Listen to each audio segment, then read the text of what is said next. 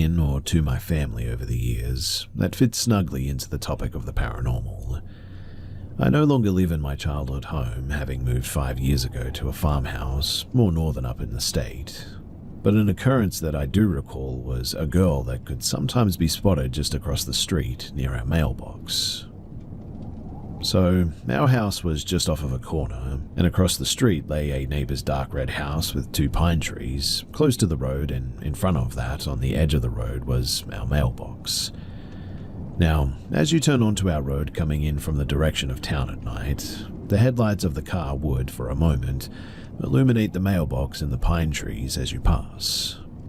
And it was only in the headlights that you could ever see her, though, a young woman. Maybe looked to be in her late teens or early 20s, with dark straight brown hair, clothes being reminiscent of what girls wore in the 70s as far as the skirt and blouse went. She would be leaning toward the road, looking towards the corner the car was pulling onto the road from, and pushing a part of her hair behind her ear, arms wrapped tightly around her as if she was cold. It was like she was waiting for someone to pick her up, though she always looked through the car as if it wasn't there, never acknowledging it. Whenever she was spotted as well, she would always do the exact same thing, like a video recording, and only ever at night. Once the car's headlights passed her, she would always be gone, though. Now, I never saw the girl myself, only my mother and uncle had ever seen her. I'd like to believe that their tales of seeing her were just a tale of a funny, spooky ghost story, but neither of them were very good actors, and my mum has always had car anxiety since getting into a crash in her teens, so it was always out of character for her to suddenly demand the car be stopped on a dime in the dark like that, and have my dad slam on the brakes, all because she saw the girl again.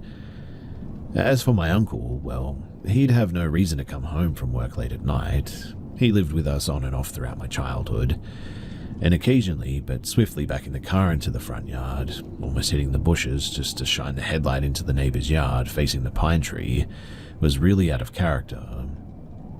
And I would say that this would be an excellent stunt for him to add legitimacy to the ghost story, if not for the fact that it was often well after midnight, and would have really no reason to believe that any of us kids were still awake to see the action. Still, as far as encounters my family has had, the idea of my mum and her brother occasionally seeing a girl who isn't there is rather mundane, I'll admit. But what gave me chills, though, was this. You see, 2 years ago, an unclaimed, heavily decomposed body was found back in my old hometown and reported. My mother caught wind of it and decided to tell my dad. Back when he was young, one of his uncles just vanished without a trace, and when bodies in the area pop up, he likes to call in to find out if it could possibly be his missing uncle. This body, though, was another dead end there, but triggered my mother to go looking into cold cases around the area, just out of curiosity. In real time, while she was scrolling, I saw her almost drop her phone and gasp as well, calling my dad to come quick. I had a thought for a moment that maybe she'd found my dad's uncle, or perhaps something worse, but worth the gasp. "That's her." She shoved her screen into my dad's face. "That's her. That's the girl who stands by our mailbox in the headlights." Looking at her phone was a black and white photo that perfectly matched the girl both my mother and uncle had described for the last almost 30 years now, down to the letter even. She was 19, lived a town over, and was last seen in my hometown in December of 1976. Her body was found 2 days later, having presumably died from multiple stab wounds found on her body. If this was a prank that my mother was pulling, having known about this earlier and only showing it now, 30 years is quite the long game to wait to pull that trigger. And once again, she is a terrible actor. I feel uncomfortable sharing the name of the girl, as she still has living siblings according to Find a Grave, but strange things do indeed happen in this world.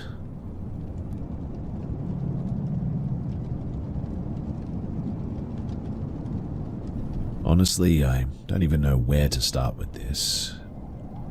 So I moved out of my parents' house 2 weeks ago, thinking that I'd finally have some freedom and space of my own. At first it was exciting, decorating, staying up late, no rules, but now I wish I'd never left.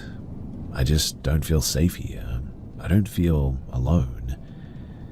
It started small. I'd put my keys on the counter, only to find them on the floor or in the fridge. I thought that I was just being forgetful, but then it got worse. One night I came home and all the cabinets in my kitchen were open, like every single one of them. I know that I didn't leave them like that, and then a few nights ago I woke up and noticed my closet door was open. I never leave that one open either. I swear that I shut it before bed as well, and as I stared at the dark space inside, I heard it. A soft, raspy breathing, so faint that it could have been my imagination, but I'm pretty sure that it wasn't. I pulled the covers over my head and stayed like that until morning. The next night I woke up to a noise under my bed. At first it was just a sort of low creaking, like the wood shifting, but then it escalated. A quiet scream, choked, gurgling, and desperate. It wasn't loud, but it was enough to make me freeze, and I couldn't move. I couldn't even breathe. And when I finally got the courage to grab my phone and turn on the flashlight, there was nothing under there, but the shadows are the worst. At night, I'll wake up and see somebody in the doorway, just standing there, not moving, not blinking, and the first time I thought that it was just a trick of the light, but it's happened every night since then. Sometimes they're closer, like they're stepping into my room, and I cannot tell if they're real or if I'm just going insane, but last night I locked my door before bed, and when I woke up, the lock was completely broken. The door was wide open, and there were faint wet footprints leading into my room and stopping right next to my bed. This morning, I found something on my bathroom sink, a hairbrush, old, cracked, with hair still tangled in it, and it was definitely not mine. I don't even own a hairbrush like that, but when I touched it, it felt damp, like it had been pulled from somewhere wet. In any case, I threw it out, but an hour later it was back on the sink again. I've started hearing whispers when I'm home alone as well. I can't make out what they're saying, but it's like they're coming from the walls, just low enough to drive me crazy, and I can't eat, I can't sleep. Every time I close my eyes, I feel like somebody's watching me, and I just don't know what to do. I cannot stay here, but where can I go? My parents won't believe me. They'll say that I'm imagining it or being dramatic, but I know what's happening here. There's something here with me, and something that doesn't want me to leave, something that wants me to stay, and every night it feels like it's just getting closer.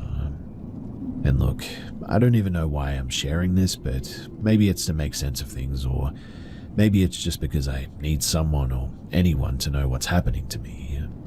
But since this morning, everything has spiraled out of control. I thought that staying out of the apartment would help, but no matter where I go, it feels like it follows me now. I woke up early at a friend's house, hoping for some peace. I didn't tell them what was going on. I didn't want to sound insane, but when I opened my eyes, their cat was sitting in the doorway of the guest room staring at me. Its fur was matted and wet, even though my friend swore that it hadn't been outside. And then I noticed a faint, damp footprint next to the bed. I decided to head home to grab some clothes and figure out my next move, but as soon as I stepped into that apartment, the air felt heavier. It was hard to breathe, like something was pressing down on my chest. The moment that I walked into the bathroom, I saw the mirror fogged up, as though someone had just showered in there, even though I hadn't been home. But I swear that I could make out in the condensation 3 words, and they looked like, "Don't fight it." I can't bring myself to sleep there anymore. The whispers have grown louder throughout the day, almost like they're trying to form words now. I don't recognize the language, but it's deep and guttural, like something choking on the sounds. It all came to a head a couple of hours ago, though, because I heard water dripping and thought that it was the kitchen sink, but when I walked down the hall, I saw a puddle forming. It led right to my bedroom, so I went in to check, obviously, and my bed was completely soaked. Sheets, mattress, everything. And in the middle of it was that hairbrush again. The same one that I've thrown away twice now. I don't know how it keeps coming back. I don't know how any of this is happening. I've kept all the lights on since this morning, but they've started flickering now. My phone battery drains faster than it should, and no matter how many times I check the time, it's like it just never changes. I called my parents earlier today, desperate for help, but the call dropped midway. When I checked my phone, the last call wasn't to them as well. It was to an unknown number. I don't remember dialing it. I don't even know how long the call lasted for. And so, right now I'm sitting in my car sharing this with all of you guys. I cannot bring myself to go back inside, but I can't stay out here much longer either. Every time I look up at the window, I see the shadow of someone standing there, I think, watching me and waiting. Something's going to happen tonight, and I don't know what it is, but I can just feel it. Whatever this is, it doesn't want me to leave, and I'm really not sure I'm going to survive even if I try. Whatever this thing is, it's not just haunting me anymore. It feels like it's taking me. Obviously, that's horrible to even think about, and quite honestly, I need to get out of here.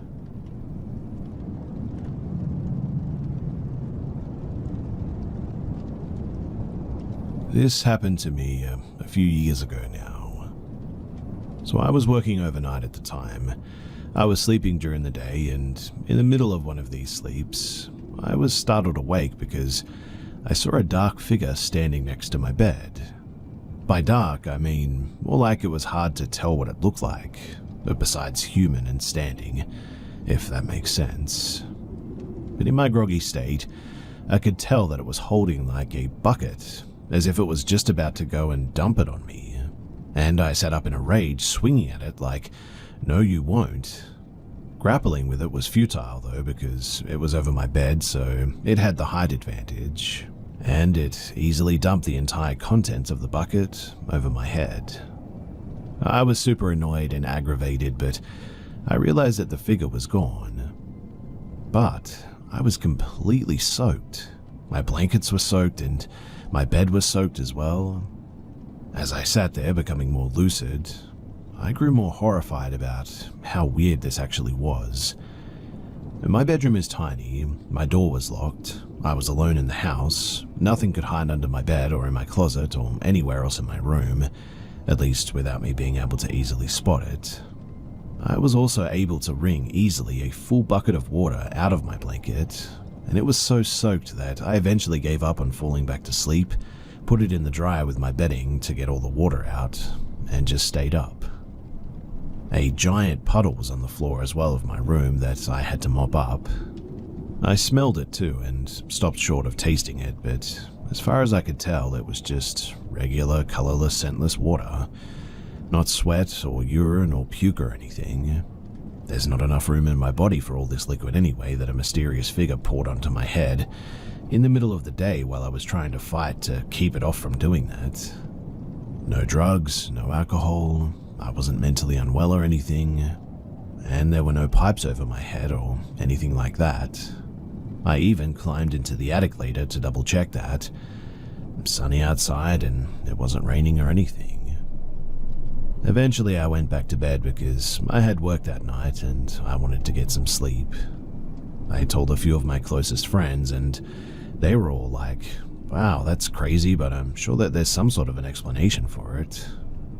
Well, several years later, I still sleep in the same room and I still cannot explain it.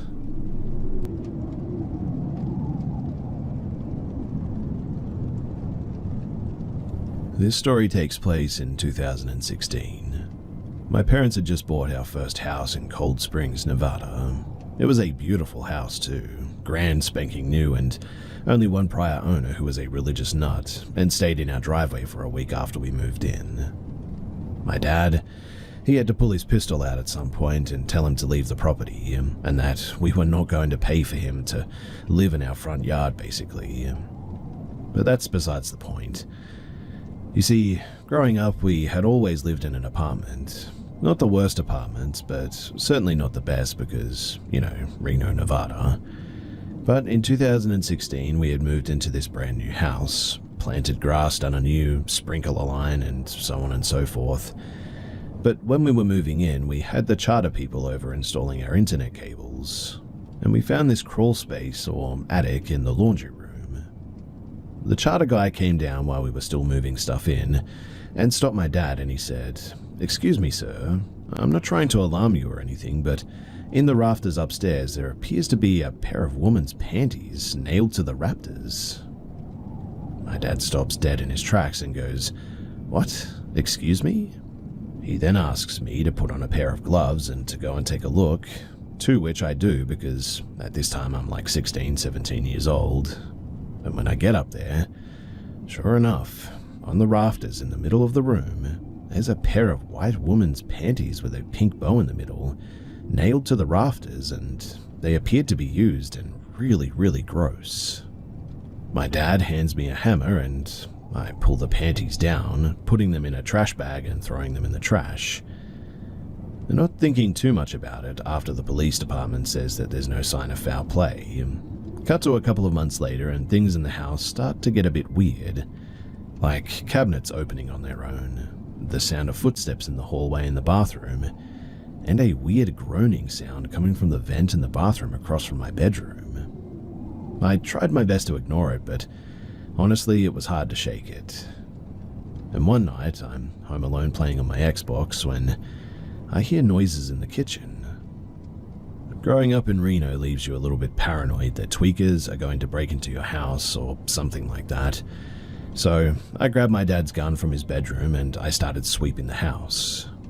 I don't find anything in the end, so I put it back in its holster and start walking towards my bedroom.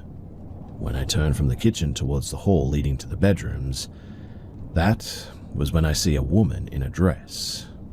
I nearly jumped out of my skin, and I screamed, and she seemed to run towards the laundry room. So I pulled my gun again and ran towards the laundry room, but when I did, I couldn't find her anywhere. There were no doors opened, no way that she could have climbed up into the attic. She was just gone. So, dumbfounded, I put the gun back, put my headset to full volume, and I just proceeded to play my Xbox like nothing happened. A couple of days go past and I then start seeing her multiple times throughout the week.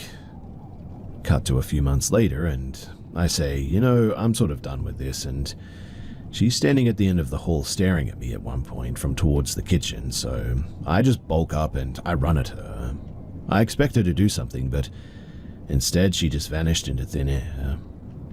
I tell her to leave me alone and to just leave and that she's not welcome in this house.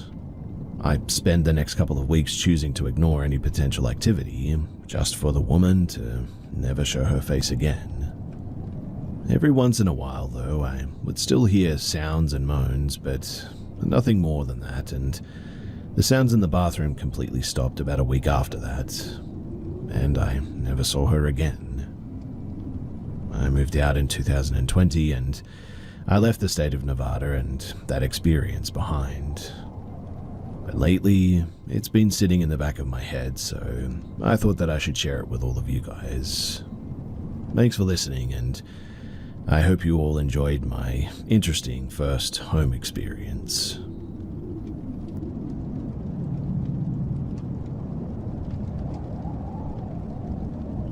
When I was a child, my mother took care of my grandparents and we lived in the basement. At one point, my cousin lived there too, and we always had a creepy feeling that something was down there watching us. It was the usual stuff, I guess you could say. Cats staring at places that they normally don't, drapes moving with no air, just a general sense of unease as well. Now, for the longest time we assumed perhaps that it was my great-grandma bound to her furniture below. But once our grandparents moved, and my mum moved upstairs, that's when we started having doubts it was something benevolent, or at the very least my Nana's ghost wasn't alone. She started having nightmares of 3 faceless men yelling at her, verbally abusing her, telling her what a failure and how damned she was. I think as a child, not knowing any better, I talked to it and bonded to it even. A strange and chilling familiarity, if nothing else. Well, my mum meets her current husband at this time, a good man with the sixth sense, if you believe in all that stuff, as well as my stepsister. At this time, my mum had told no one about these nightmares, mind you. First night my stepsister is there, and she's young at the time. She points out to the window and says that there's a faceless man in the window. Well, we move out within a week, and as my mum's getting the last stuff, multiple doors just start slamming. I thought that it was just one basement door until this Christmas as well. We eventually moved out of state, but something was still attached to me. I'm not sure if it was the same thing, because it seems that the thing is sort of bound to that house, I guess, but I told a friend of my experiences and how the literal day before, something pushed really hard on my chest.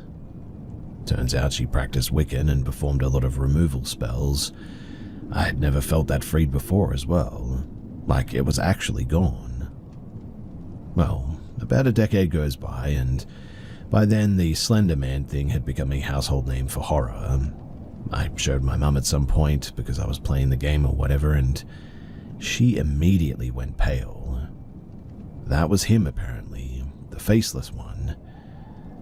Now, over 7 years since showing her that picture, I've befriended another Wiccan or two, and one of them had a pendulum that could answer yes or no, and eventually, a line of questioning led to that thing, and it remembers us all. It apparently wants us to come back. My mum and stepdad moved back to the area, and every time my mum passed that road, she has to fight going down there. Present day, I have come to the region, past that street to the house, and also felt compelled to go down there, but I did nothing. This Christmas, I'm here about 30 minutes from the house, but I had nightmares last night, and they were of it. My stepdad has a dream catcher blessed by a native shaman to keep some ghosts off the property, but it feels like I'm close enough where it's just trying to get back. It can't get through for whatever reason, but I'm terrified after all of these years that it's trying to latch back onto me. Over the years, I've had a few paranormal encounters, I think even a trickster ancestor, and my mum's side's grandparents trying to guide me as well, but this, I don't know if it's my own fear or anger from the way the world is that is attracting it. Maybe it's all in my head, I'll admit that too, but since this morning I just cannot shake the feeling that it's trying to bind itself to me again. Like, the second that I leave this property, I just have this weird feeling, and I'm honestly terrified, and I don't know what to do.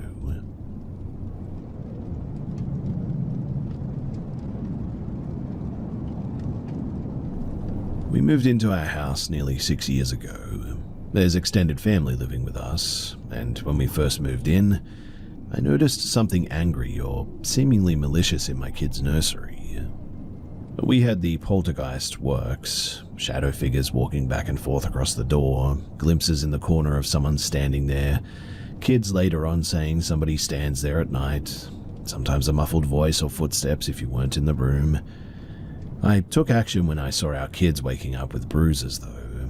Things were getting thrown clear across the room, and finally I was run out of the room with my daughter by a shadow figure that leant directly into my peripheral vision, and all I felt was that get the heck out of my space sort of energy. I like to think that I handled it just fine. Holy water, sage, sachets in the 4 corners, and a heck of a lot of you don't gotta cross but you can't stay here sort of lectures, and since then it left. Since then too, we've had a few separate incidences with other less angry spirits, I guess you could say, that I haven't had many issues with. Spirits and such things I can handle pretty easily, but that brings me to the reason that I've come here today. You see, at some later point we began to hear mimicking voices. The kind that pretend to be other family members and try to have you come toward them or get you to follow them upstairs or into the basement. It started with littleish things, like hearing the kids call out, or maybe an adult call us from upstairs that wouldn't reply when answered. Hearing shuffling or voices in a separate room when you're definitely home alone. The things that we thought could maybe be regular spirits again, but then one day I saw, not heard, my brother-in-law come down into the kitchen. At first I flinched because I didn't hear him come down. No weight on the stairs, no footsteps, no clothes shuffling. He sort of appeared in my periphery and I turned to look at him dead on and he was there. He looked around the kitchen for a second. I asked him if he needed something and he looked at me, waved and smiled in a way that gave me a weird feeling but was odd at best. He walked out quickly after that without a word or a sound. Moments later, I heard our bells on the front door jingle and that same brother-in-law came in the front door, home from an errand, and I asked if he forgot something and he said that he'd been gone all morning, which was backed up by other family members that he'd seen on the way dropping things off during said errands. After that incident, things ramped up as well, but we still hadn't seen another full body again. I also heard voices and I saw figures standing at the front of our basement from time to time that seemed to be family members and would call us down to look at something. It began to give us uneasy vibes, I guess, the feeling of like personal danger. From there though, I knew the rules. If you see something, no you didn't, don't acknowledge it, don't give it fuel. Let that person call for you more than once or twice before you go looking. I kept the kids near me whenever I heard anyone call for them that I wasn't sure that they were home right away, and always kept the kids from running to the front door if we heard the bells. After a while, it died down too, and we hadn't had much happen on the mimic front for a year or two now. I hear shuffling and movements downstairs every once in a while at night, but it cannot be taken seriously because we don't live alone, you know. We'd had banging on our front door twice from seemingly no one at 3 a.m, but other than those things, which might actually have been other people, we've had relative peace. Until last night, and today that is. You see, me and my husband and our friend who's staying with us were wrapping gifts last night. We kept hearing walking upstairs, to the point where my hubby was going to go up and check if the kids were up, because nearly every 20 to 30 minutes we heard something. Then, I saw a dark-haired kid's head pop out from over the arm of the couch in the playroom next to us. No sound, but it was fully opaque and swooped down as soon as I turned my head. My friend noticed it as well, and my hubby, funny guy that he is, threw a marker to check if it was a kid. Trust me, I know, but it was midnight and getting up again was not on the agenda for him. With nothing and no one reacting to the marker, we just went back to it. Then we heard my friend's baby crying every 10, maybe 15 minutes, and as soon as she would come back down, the baby would start again. When she'd run up to check, he'd be fast asleep, but her TV would be playing something else that wasn't what she had on. So we tried to finish quickly and just head to bed thinking that he was having night terrors in his sleep or something and would possibly wake his siblings who were somehow still asleep in the bed next to the crib. My friend decided to stay with the baby while we cleaned to see if he'd cry again, and he never did. Anyway, as we're cleaning up and turning out the lights, that's when we heard coughing and shuffling in whatever room was next to us. Especially so after all the lights were out, as my hubby was helping me upstairs. I'm heavily pregnant and disabled, so he had to keep a hand on me in case I got dizzy. He said that he could hear the shuffling though and coughing in the rooms downstairs getting closer to the stairs as we were going up it. It freaked him out to the point that he hurried me into our room and locked the door behind us. The nursery with our kids is connected to our bedroom, and so we knew that it couldn't have been the kids in their room making noise as we were coming up, and our friend said that her kids were fast asleep as we were coming up as well. Well, fast forward to this morning, and I woke up at 2 a.m. because I thought that I heard my kids walking around our bedroom, and I mean, that's fine, but I check and no one is in our room or bathroom, and they weren't up. And so I went back to bed. But this morning at 6:38, I woke up because I heard quick shuffling around the house, both upstairs and down. I watched my friend's kids while she worked, so I figured that she had to go in early and I forgot or something. I sprang up as quickly as my belly would allow me, and I went downstairs, but nobody was there. No one was awake, and I was too tired to remember that I was woken up by a movement down there, so I started to get myself some tea, and I then heard somebody talking over my shoulder on the stairs, like my friend bringing her baby down and talking to him quietly as usual. I was filling water for tea, so I hadn't turned, and then I heard her ask me something that I just couldn't make out, and I turned to clarify what she was saying. Only, she wasn't there. At that, I was far more awake all of a sudden, and I remembered the night before and stayed quiet as I turned more lights on and sent her a text to see if she was awake. In the silence that followed, I heard the shuffling again in the playroom, but nothing more. I only got a reply about 10 minutes later saying that she wasn't awake but was coming down right then.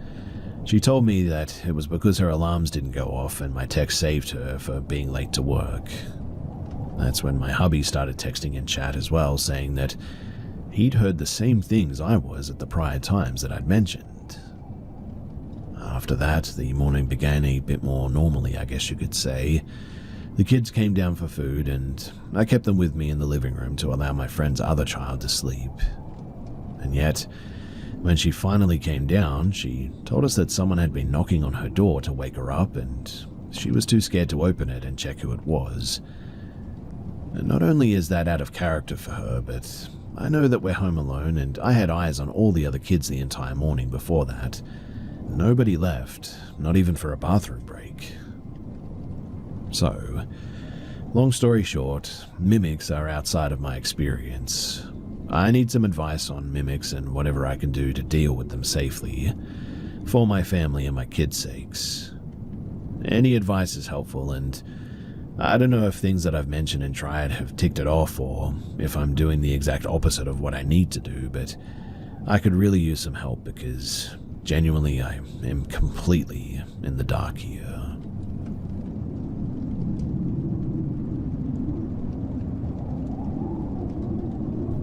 Back in 2005, I had an incredible experience that I would like to share. I kind of keep this to myself for, the better part of nearly 20 years. Pretty much because I'm just a normal dad with kids now and a career, and I don't want to, have any problems. But some things have happened when I was young that still stun me to this day, and this is certainly one of them. So, I attended a party in northern New South Wales, Australia, in the spring of 2005.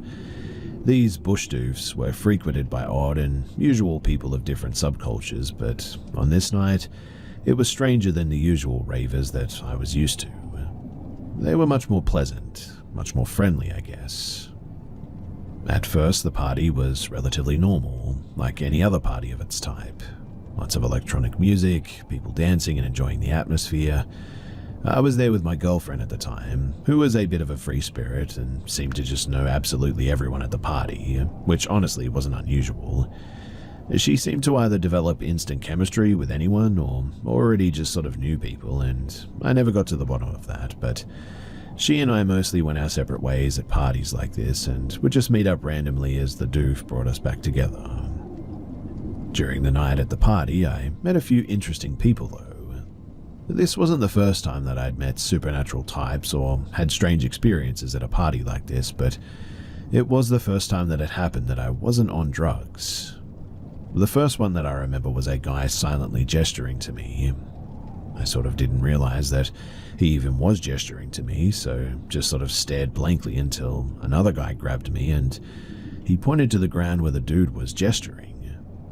As it turns out, the guy was trying to bring my attention to himself, seemingly manifesting a small energy orb, about the size of a marble at the tip of his fingertips, hovering about a few centimeters above the ground. It was translucent, almost like a bubble, but it was more dense and hovering perfectly still, and seemingly manifested by this guy. Or maybe he was just pointing at it. I'm not sure, but I know that I reacted with awe, as you would, right? And both guys were happy with my reaction. They sort of celebrated with each other and with me, without making many sounds. I continued to party. I mean, cool fun magic orb trick, right? Let's go. But the second one I met was when I was sitting by the open fire. She was sitting across from me, a pretty looking white woman with a short cropped brown haircut and a crochet beanie on her head. Relatively normal looking type of northern New South Wales raver, I guess. We caught each other's eyes, and then suddenly I could hear her voice inside of my head. Well, not at first, but at first we had a brief conversation sort of telepathically without me realizing that it was even happening. I don't remember many of the talking points, but it was probably me thinking about how cute she was and her replying or whatever. When I first noticed it, she even laughed because I instantly rejected what was occurring and physically jumped a little bit. She must have reassured me pretty quickly because we sat there discussing something for a long time. Again, the words were taken from me, so I can't remember much of the discussion, but what happened next was pretty intense. She told me that she could do pretty much anything, and that I could as well while she was there. Pretty wild, right? Well, she evidenced it by reaching into the fire and picking up a handful, not a coal, but a handful of embers, and holding the fire in her hands. She did this with no pain, dropped it, or dismissed it, and then showed me no injury and told me to try. So I did, and it worked. She was, like the previous dudes, completely thrilled as well, and her joy actually was so palpable that it completely washed over me. It was, for a lack of a better way of saying it, an intensely euphoric feeling, paralyzing so, pure joy that just overwhelmed every one of my senses. And the next thing that I know, I'm being stirred awake by a random raver-looking dude, and it's dawn. I'm snuggled into a sleeping bag and under a tree, and I had the best night's sleep that I'd ever had. He gives me a small thimble full of hot brown liquid and gestures for me to drink it.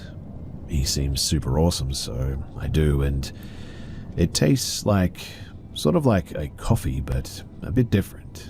Very pleasant, warming, and soothing. I get up and I notice that the party looks different.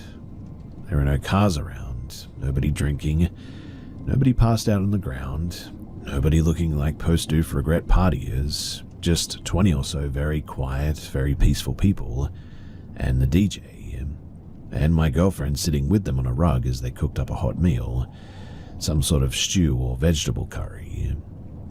So I walked over to her, but as I did, I noticed that more people were emerging seemingly from behind the trees in the forest that was surrounding the glade that the party was in. All of them were attractive, but not overwhelmingly so, I guess. Men, women, and children all emerged from behind the trees. I don't know how many, but the party picked back up and they basically just all started dancing with each other, being merry and all that. No talking though. Only me, my girlfriend, and the girl from the fire, who was now sitting next to my girlfriend, seemed to talk. I walked over to them and I must have had a look of shock or awe on my face or something, while both of them had a look of complete contentment and happiness, which definitely calmed me a bit. They gestured for me to sit down, so I did. They served me a bowl of food and I wolfed it down. Next thing that I know, I'm laying face down and completely incapacitated.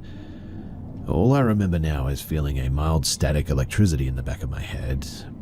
I eventually came to and sat up, and they asked if they could paint me, so I let them. They drew on me with dye or ink, and it was pleasant enough, I guess.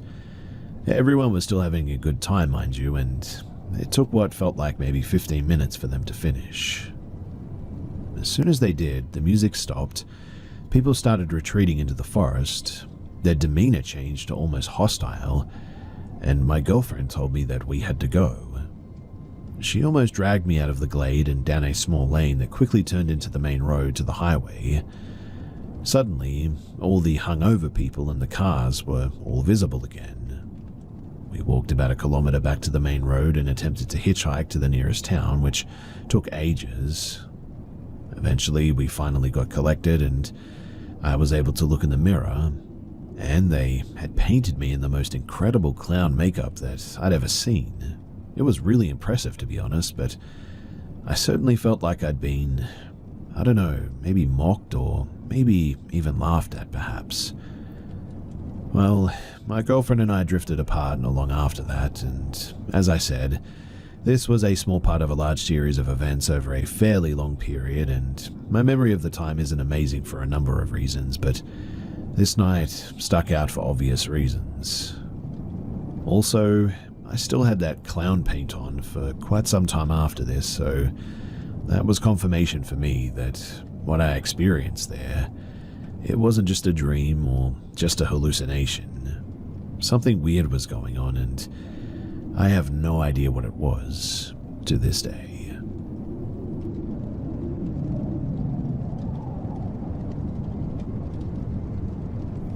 About 4 years ago, I used to travel for work all over the province. Occasionally, I would work in the surrounding towns of where I grew up.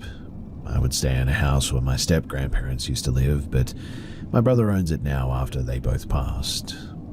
A lot of their stuff was still there, furniture and other belongings.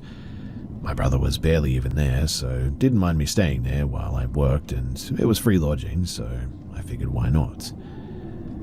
Now, my step-grandfather was not a good man.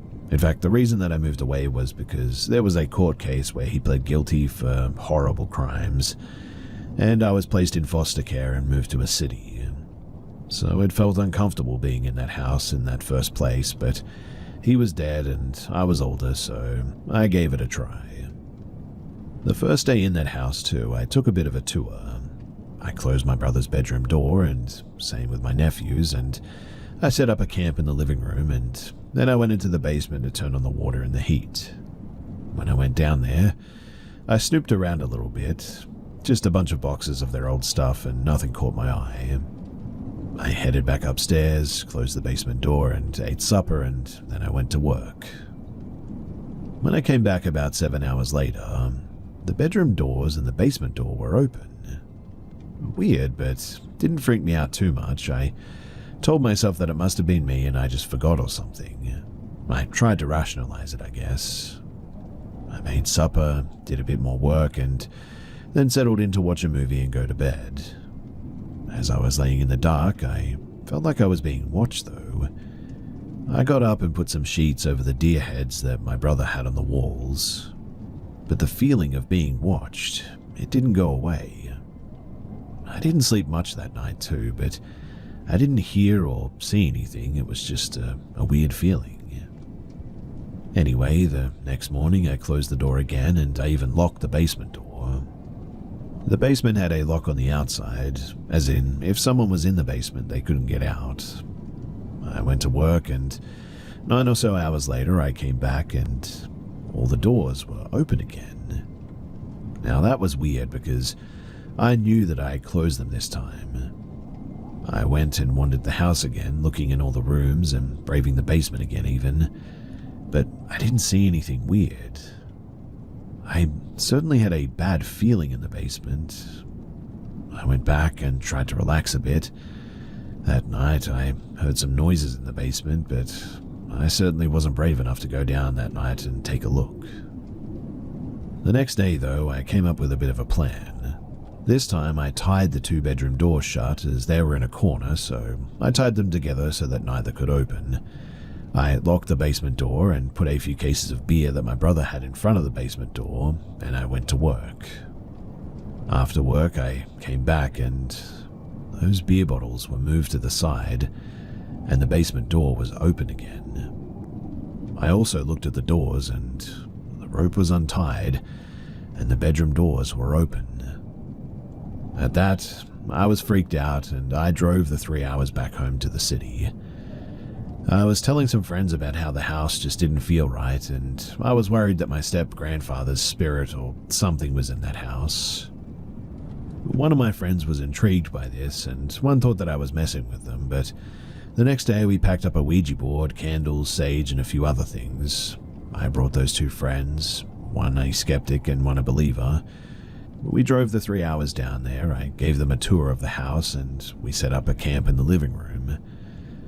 After we got the board ready, we started, and I'll try to keep the story a bit shorter, but essentially we found out that there was a spirit attached to an object in the basement, apparently. Now, I've seen my fair bit of horror movies and knew that we shouldn't go down into the basement with the Ouija board and listen to a spirit, but, well, we went to the basement. The skeptic thought that we were just messing with him still at this point, and we head to the basement and set up the board on the top of the pool table. Once we started it back up, a weird smell like sewage filled the basement for a few seconds, and all three of us could smell it. Now, in the basement there were 2 pink walls and 2 green walls, so we asked the board if the object was closer to the pink wall or the green one. The board said the pink wall. I looked to my right, and right there staring at us was the vintage pink stuffed bear. None of us had seen it when I gave the tour, and I had not seen it any time that I went to the basement.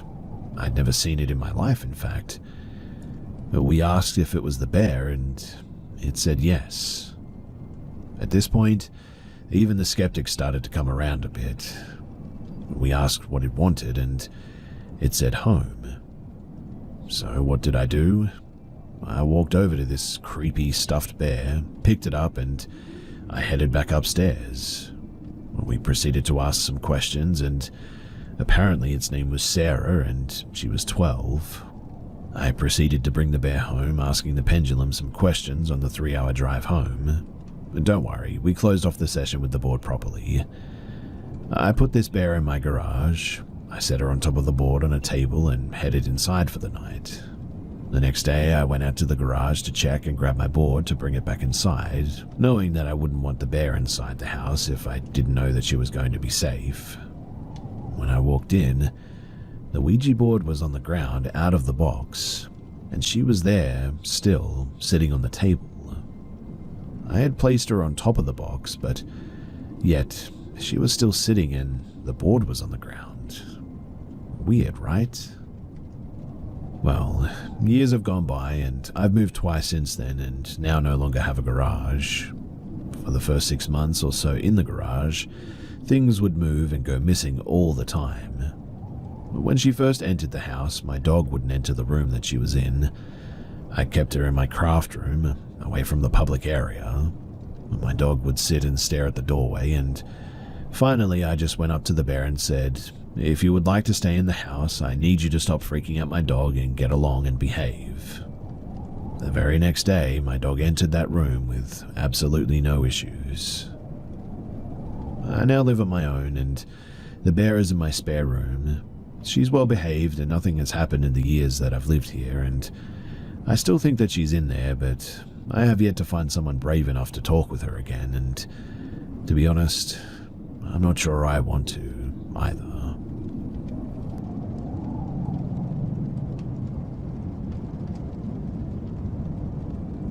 I had a pretty unsettling experience tonight at a cemetery nearby, and I'm curious if anybody else has encountered anything like this.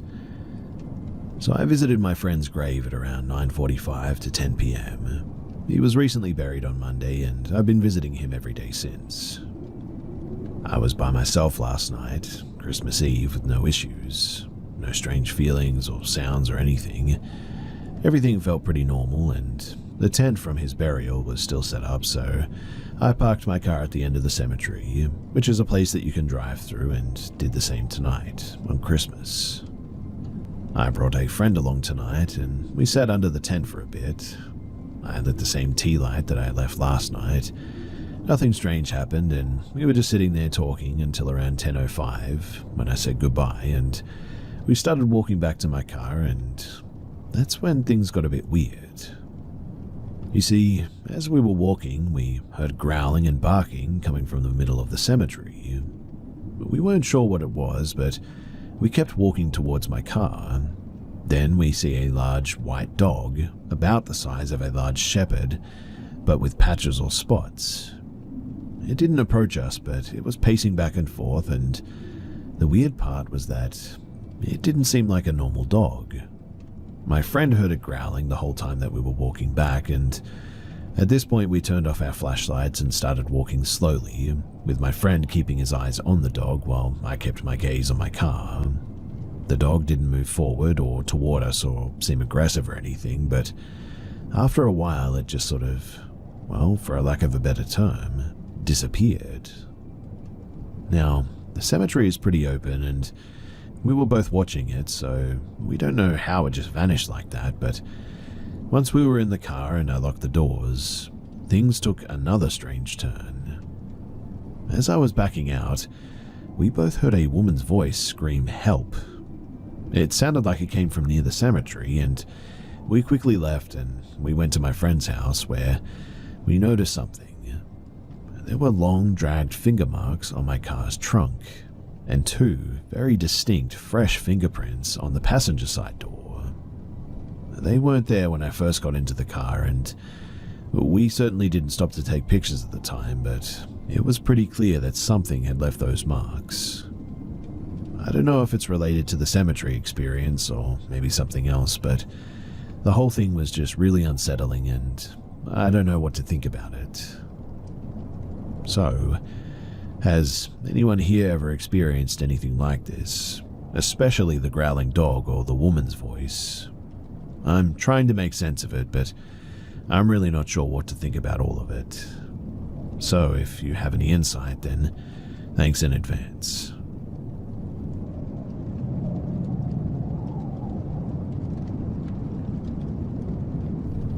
During the pandemic and lockdowns, I developed a bit of a habit of driving out to the country, aka the Ozarks in Missouri, in the wee hours of the morning.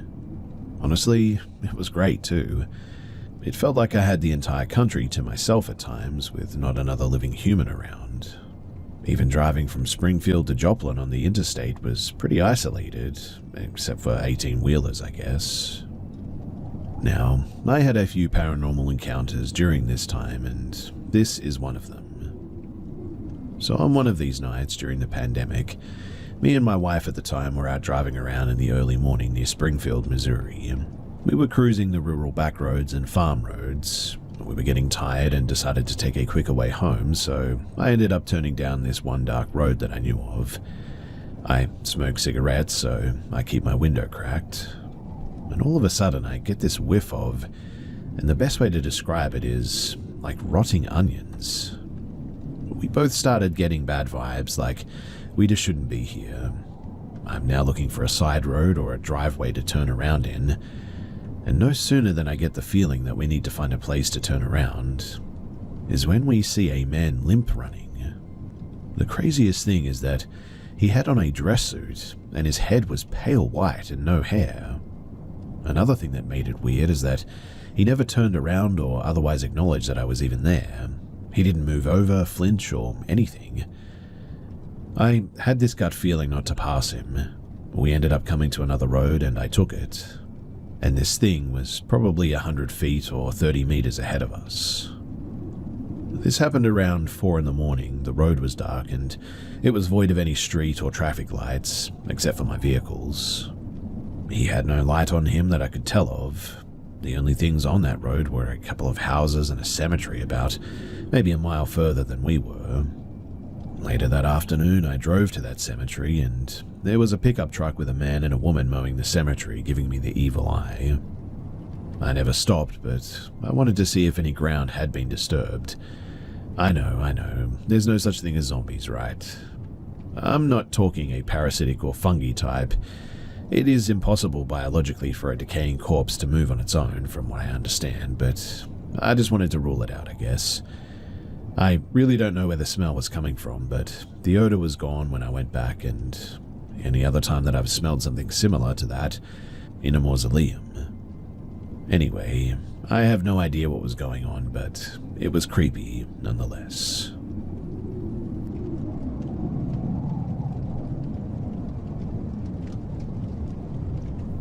So I'm generally pretty skeptical about cryptids and the like, but I've recently had some experiences that I cannot seem to explain.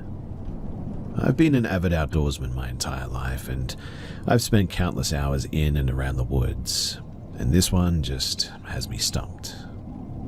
So, this all took place in the mountains of western Montana over a 2-week time span.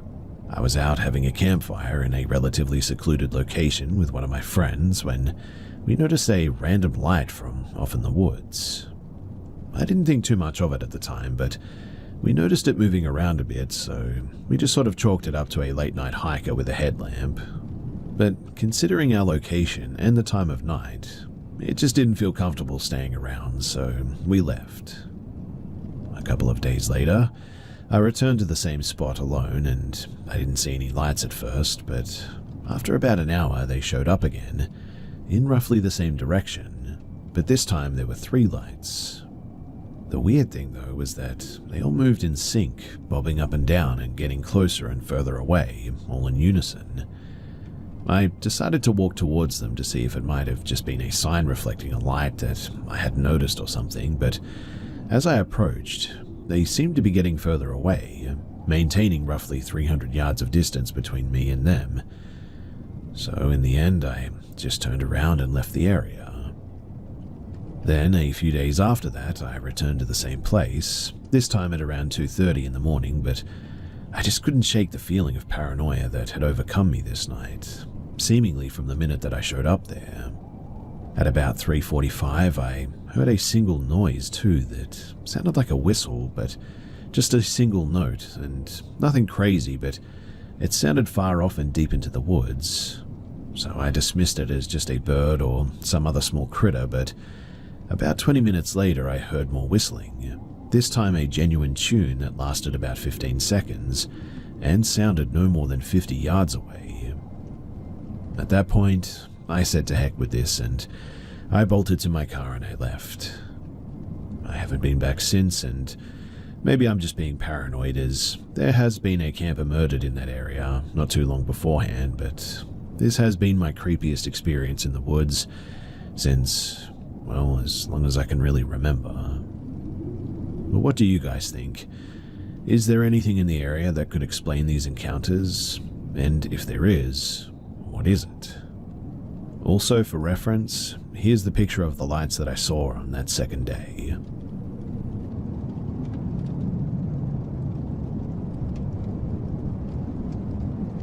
We moved around a lot when I was a kid.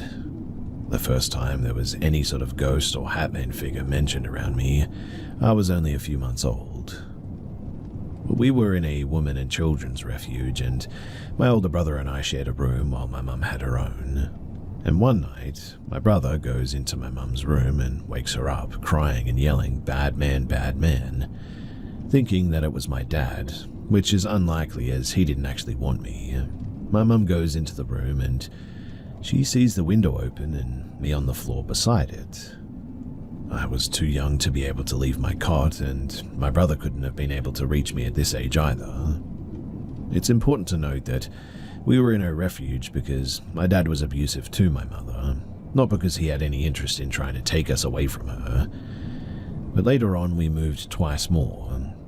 The second time we stay in this house for like 5+ years, and after a few years, I begin to feel this presence watching me. It's usually in the hallway leading to the kitchen or in the kitchen directly. I'll be washing dishes and I'll hear footsteps behind me, but when I turn around, there's no one ever there. And listen, we have wooden floorboards, so it's very easy to tell where the footsteps are behind you based on the creaking and all that. They sound like someone had just walked into the kitchen, but then there's just nobody ever there. I felt breathing down my neck at this stage. There's always especially been this sense of like watching, and for a reason that I cannot explain, I feel as though it's not malevolent. I've never felt very afraid by it, I guess, but it feels like this entity is just watching to make sure the house is running well and things are getting done. I've never seen a ghost or anything with my own eyes, but when I think of this ghost, a certain image always comes to mind. I can't imagine him any other way. I mean, he's tall and mostly made of shadow, but he also wears a hat like a fedora. Now one day, I was talking to my mum about it, wondering if she'd seen or felt anything, and she said yeah, actually. She'd been having dreams sometime about a man who was tall, and I said, wearing a hat? And she goes, yeah, like a fedora? That was freaky. Now recently, I saw online about people seeing the Hat Man during sleep paralysis and stuff. I've never had that, and also I don't have like schizophrenia or anything either. I know some people might chalk it up all to like trauma or whatever, but I know my trauma responses by now, and my mum knowing exactly what this ghost thing looked like was weird. I mean, the fact that it matched up perfectly with the image that I had in my own head. I've seen a few psychs over the years, and I've had no experiences with hallucinations or anything, and I have a good card of health, so I really just don't know what to think about it.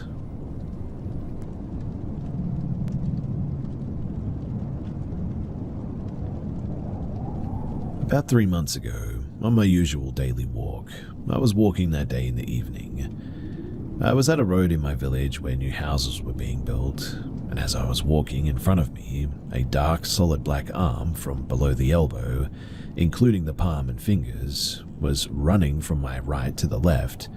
Then it went under a metal sheet, and it made a noise, so I knew that I wasn't imagining things, and disappears. Well, jump to a month ago, I was in bed, scrolling on Reddit before going to sleep. After a while, out of nowhere, I feel and see my blanket moving and rise by my left leg. Then a hand grabs my left leg, firmly holding it tight. I shook my leg strongly, instinctively, and as I moved my leg, I felt it kick a hand, I would guess. Now, I know that this is going to sound a bit insane, but I shook it off and continued scrolling.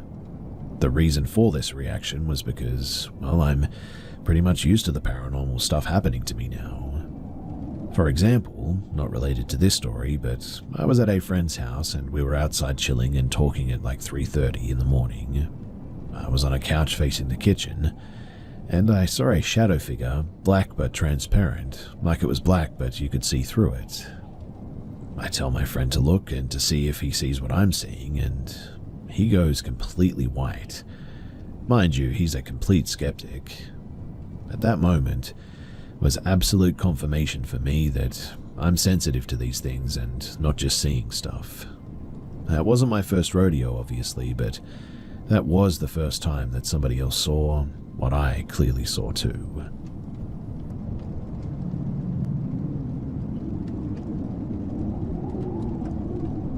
I'm a 36-year-old female in Sweden.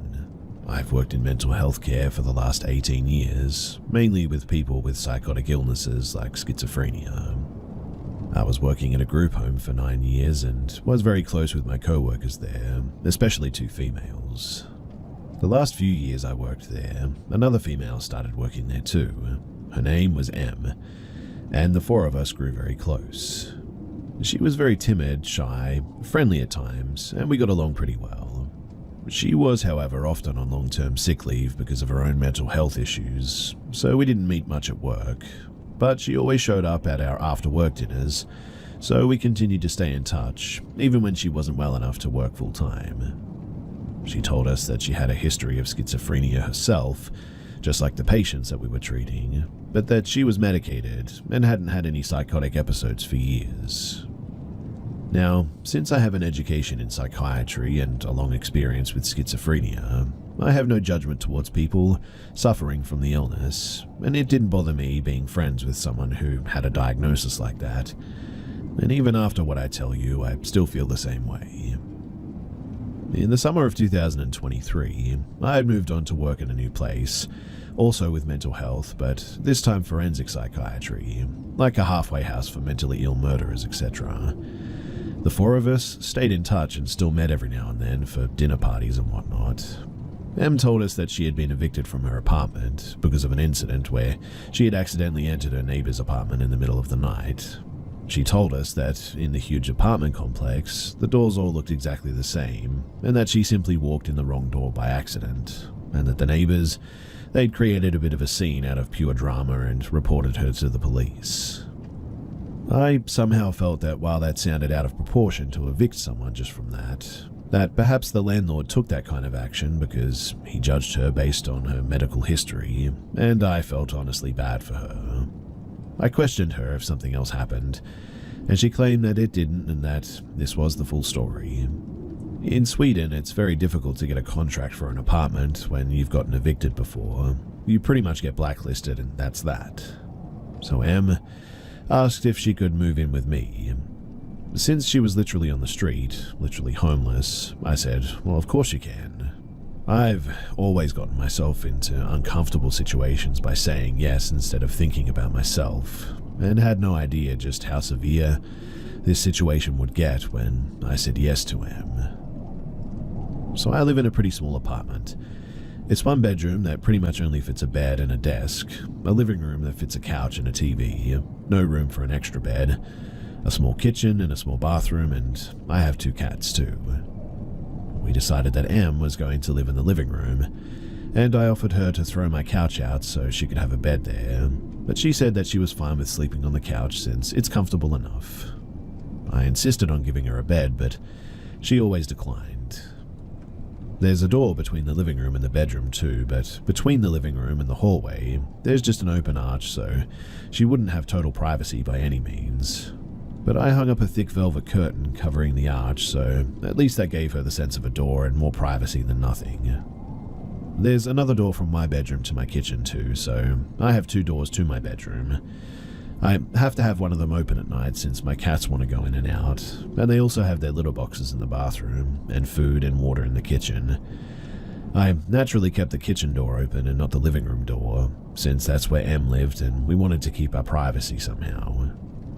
She wasn't working at this time because she was on one of her long-term sick leaves, this while I was working shifts, so sometimes I had to get up at 6 a.m. and sometimes I didn't get home until like 11 p.m. I have really severe insomnia too, and I need to combine medication to just get to sleep, and even with this, I still wake up easily. I told her that I would appreciate if she could try to stay quiet those nights when I have to get up at 6 in the morning, but that it's fine if she's loud when I'm at work or when I'm doing the evening shifts because then I don't need to sleep as much. Now, she was a heavy smoker and a coffee drinker, so I bought her a coffee machine. Yeah, I know, I'm a bit of a weirdo who doesn't drink coffee very often, so I didn't have one. But I did this to make her enjoy her living situation a little more. The coffee machine in the sink is placed right outside of my bedroom door. Like I said, the kitchen is pretty small. So the first night together, I had to get up at 6 for my shift. As usual, I had a hard time falling asleep. Em had been up several times that night to go out to smoke, and I woke up every single time. At 5 a.m., she started making coffee, and since it's literally outside of my bedroom door, I was wide awake from the sounds of it. I asked her in the nicest way possible why she was up this early, asking if she had any plans today. I mean, she's on sick leave, so why not sleep at 5 a.m. if you can? And she just said that she couldn't sleep. I said, oh, I'm really sorry to hear that. I would just appreciate if you could wait with making the coffee till 6 a.m. since I really need this last hour of sleep because of work. Also, adding to why I need my sleep is that I have epilepsy that gets really bad when I don't get enough sleep. I usually get lots of seizures when I don't get at least 4 hours of sleep. I knew that I would probably get seizures at work now, meaning that this day would be both stressful and potentially dangerous for me since there's a huge risk that I fall and hurt myself. And it's really not a good thing to get cramps and seizures among mentally unstable criminal clients who you're supposed to care for.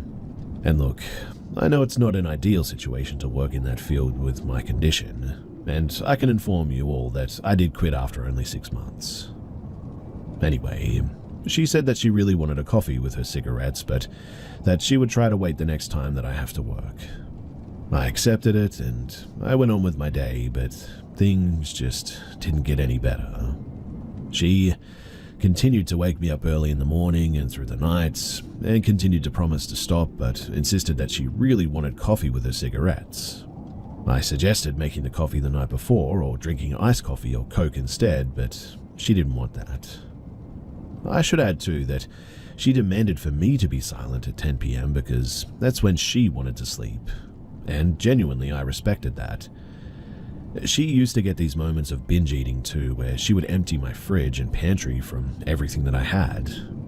I remember this one time when I bought a big loaf of bread, and she texted me 30 minutes after I left the apartment saying, "Hey, I'm sorry I ate your loaf of bread. I'll buy it back once I get money."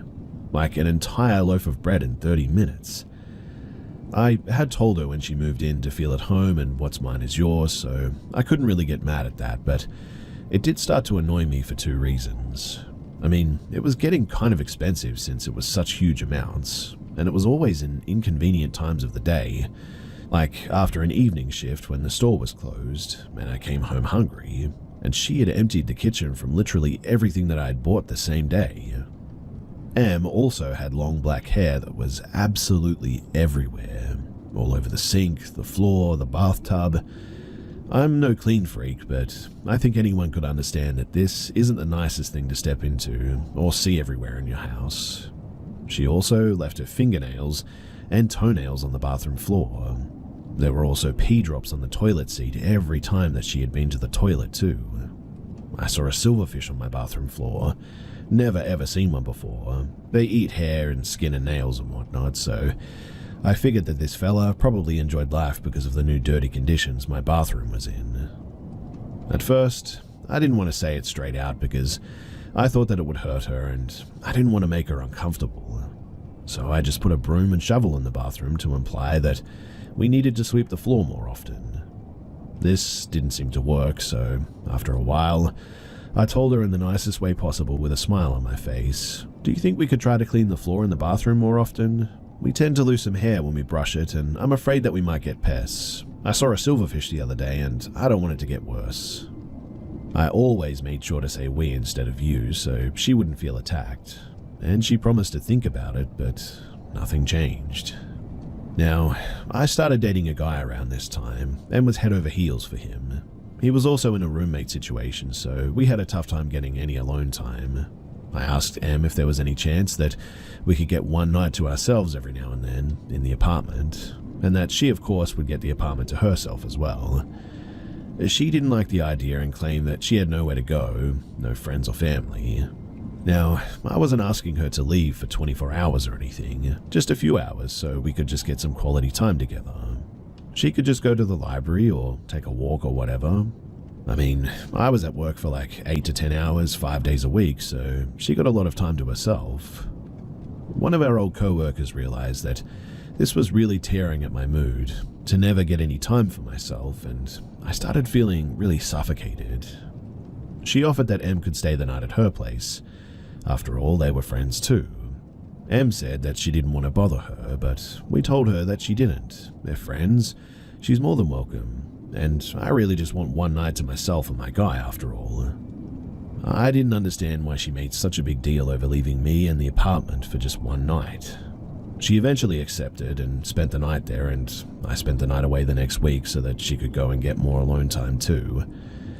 And when I came home the next morning from my night away, I saw that my cat's water bowl was completely dried out. There was no spill on the floor, and it looked like it had been wiped out with a towel or a paper or something. I had filled it up to the brim just the night before.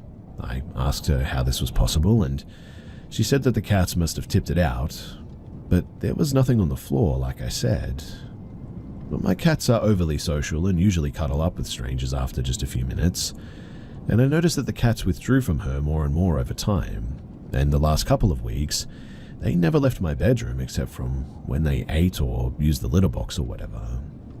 It honestly seemed like they were scared of her, which I couldn't figure out since she was just so timid. I had this old saucepan from the 60s that meant a lot to me too. You probably wonder how a saucepan can mean a lot to someone, right? But it was my grandmother's, and it's really the only thing that I have that belongs to her. My mother used to cook for me with it when I was little, so it has a great nostalgic value to me. She burnt it one day and made no attempt to clean it. She left it on the stove and went out to smoke.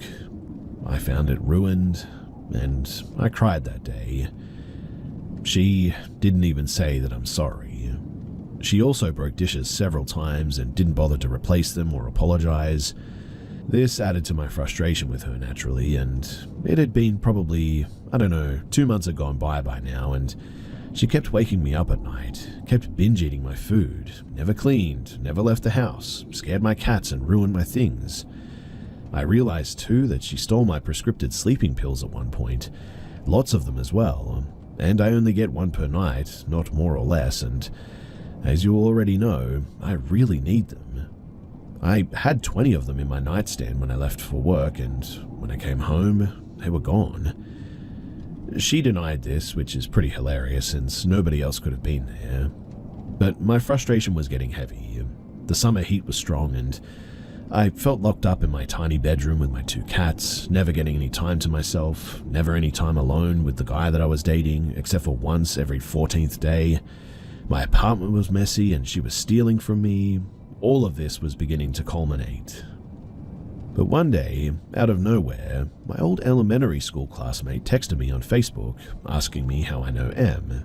He had seen that I had posted on Facebook that we were roommates now. I told him that we were old co-workers and that she needed a place to stay because she got evicted. He said, I know, but do you know why she was evicted? Yeah. She accidentally went into her neighbor's apartment.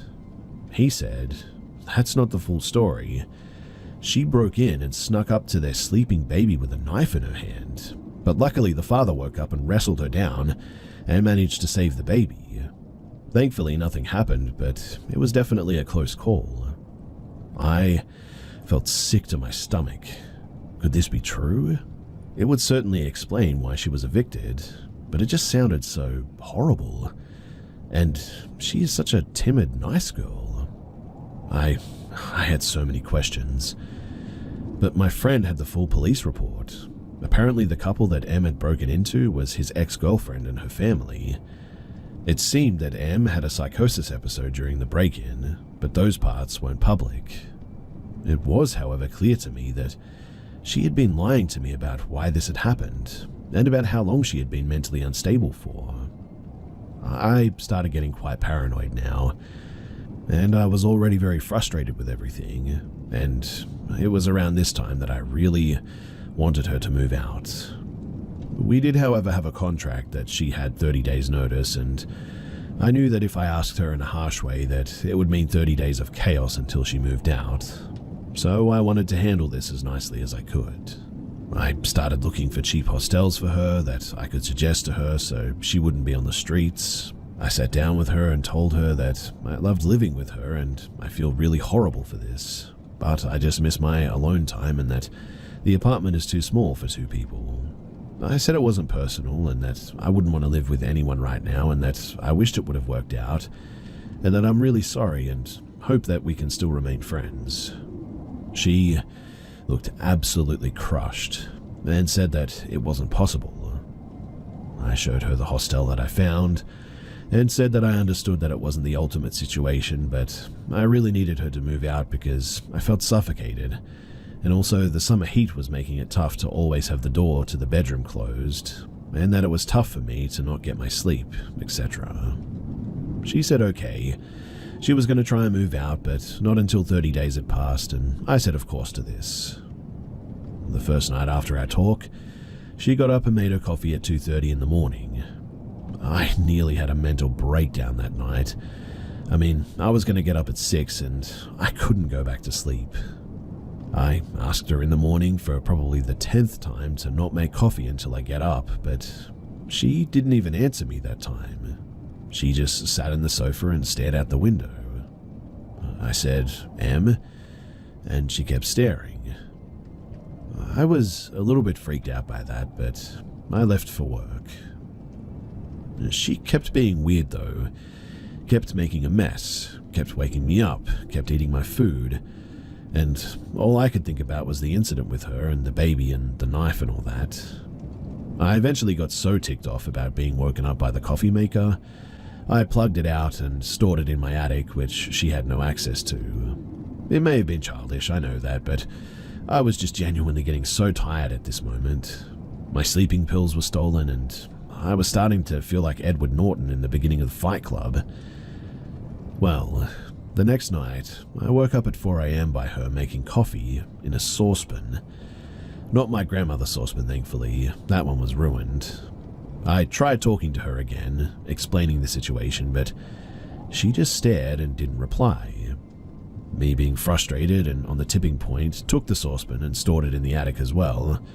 I know, but I was going crazy and just wanted her to stop with this nightly coffee routines and to just get the hint. The third night, I had the guy that I was dating sleeping at our place because I was getting really paranoid now over her weird behavior, not speaking with me and just staring into space. I woke up from my very light snooze by him poking me, and he whispered, "Look." And in the doorway, M was just standing silently, staring at us. Honestly, this was like a scene from a horror movie, with her long black hair over her face. I kid you not. I didn't say anything at first, because I wanted to know if she just stood there for a second doing something by the door. But I realized after a while that she was actually just standing still, staring at us. It reminded me of the ending of Paranormal Activity when Katie just stares at Micah in the final scene. So I sat up and said, "What are you doing?" But before I could finish the sentence, she just slammed the door shut, and I heard the sound of something metal falling on the floor and her running into the living room. I yelled out, "You need to leave," and started crying hysterically because this was turning into a nightmare. Of course, I didn't go back to sleep that night, and I was really happy that I had company that night too. I just kept asking myself, had she done this before? Stared at me in my sleep like that? The next day, when I got out of bed, I opened the door that she had slammed shut and saw a kitchen knife on the floor. So that was the metal sound that I had heard before she ran off that night. At this point, I took all of my knives and locked them in the attic as well. I then asked a friend of mine to come to my house and be here when I tell her that she has to move out immediately, that I can no longer wait 30 days. We were 27 days in. And during the conversation, I really tried to stay calm. I know that she has a mental illness. I know that she means no harm. And even though I was just so frustrated, I couldn't bring myself to hate her. I was mostly scared and tired, I guess, but she, however, didn't even answer when I talked to her. She just kept staring at the window. She left the apartment and she sent me a text instead, saying that I was disrespectful for bringing a friend over to her place. Night came and I thought that this would be a quiet night finally. No coffee maker or saucepans. But at 3 a.m. I woke up by her burning dry coffee powder in a frying pan. At this moment, I just felt terrified of her. Her face was dead, her eyes were black. I suspected that she had gone into psychosis. I stopped the fire and she just ran off to the living room in silence. I knew that she had an appointment with her psychiatrist the next day, and while she was away, I packed all of her things. I then sent her a text telling her that she needs to pick them up and give me back my keys, and that I'll give her money for a hostel the upcoming 26 days. She didn't reply though. The guy that I was seeing came to keep me company in case she would fight about it. She didn't. She left the keys without looking at us and she just left. Our co-workers who were friends with us both told me that she moved in with a guy that she was dating apparently, and she stayed there for a few weeks until she somehow amazingly got an apartment of her own. She started working again, and genuinely I was really happy to hear this. She seemed to be doing pretty well. Then in January of this year, one of our old co-workers told me that Em had called her and told her everything must burn, that she has a baby that she must save, and other delusional stuff. She had called 112, Swedish emergency number, like 911, about this, but they hadn't taken it seriously. Em had then proceeded to burn her entire apartment down because the voices in her head were telling her that she has to burn everything to save her friends and family. Her neighbors had tried to rescue her from the fire, but she had fought them off and ran back in and poured liquor on the fire to make it burn more. She was arrested and sentenced last week for aggravated arson. She'll serve her time in a mental institution or prison for a long time, possibly forever even. What's ironic is that she will probably be in the facility where I used to work and end up where she used to work herself. My old co-worker was a witness at the trial, and apparently she had stopped taking her medication because she thought that it made her feel numb, and she thought that she was stable enough to function without it, but obviously not.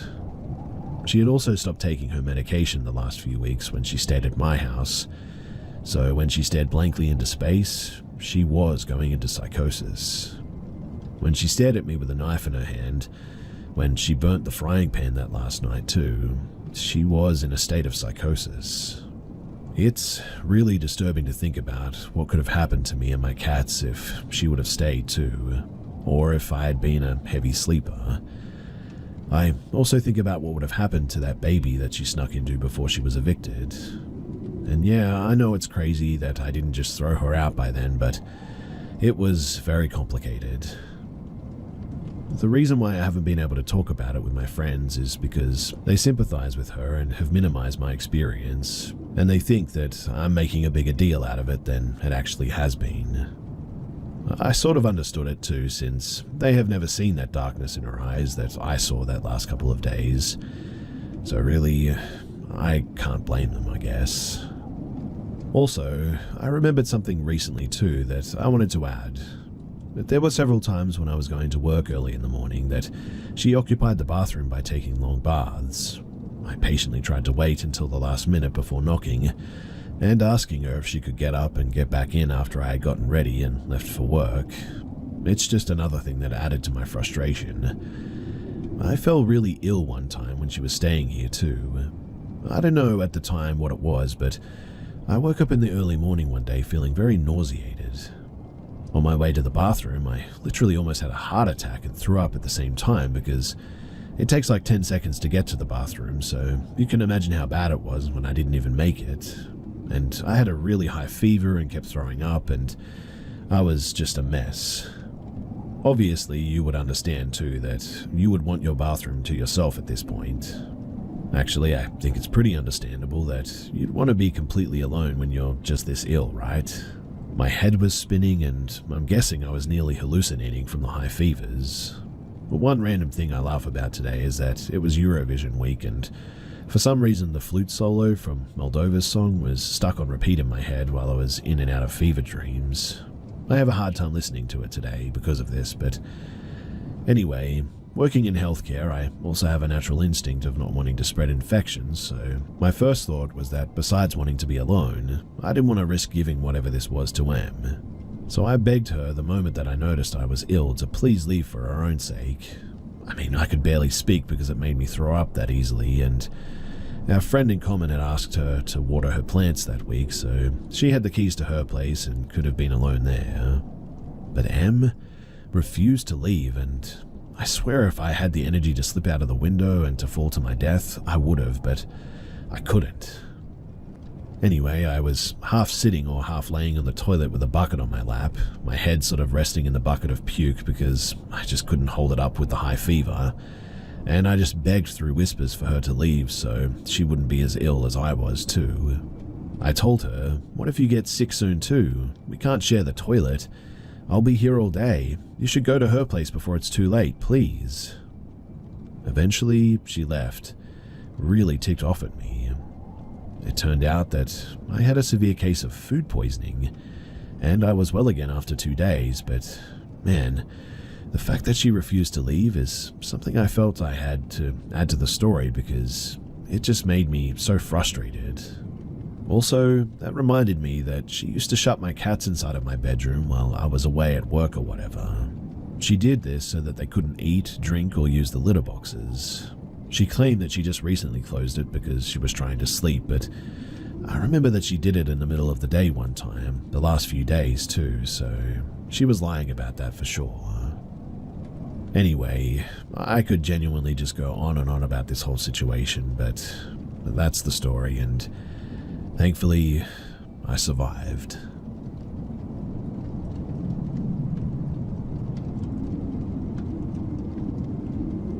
I'm Tom and I'm 42 years old, male. This happened in 2018 in Queensland, Australia.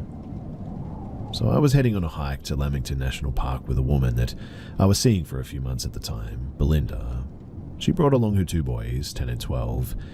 I had met them a few times, but this was going to be a good bonding experience to see how we get along on an overnight adventure.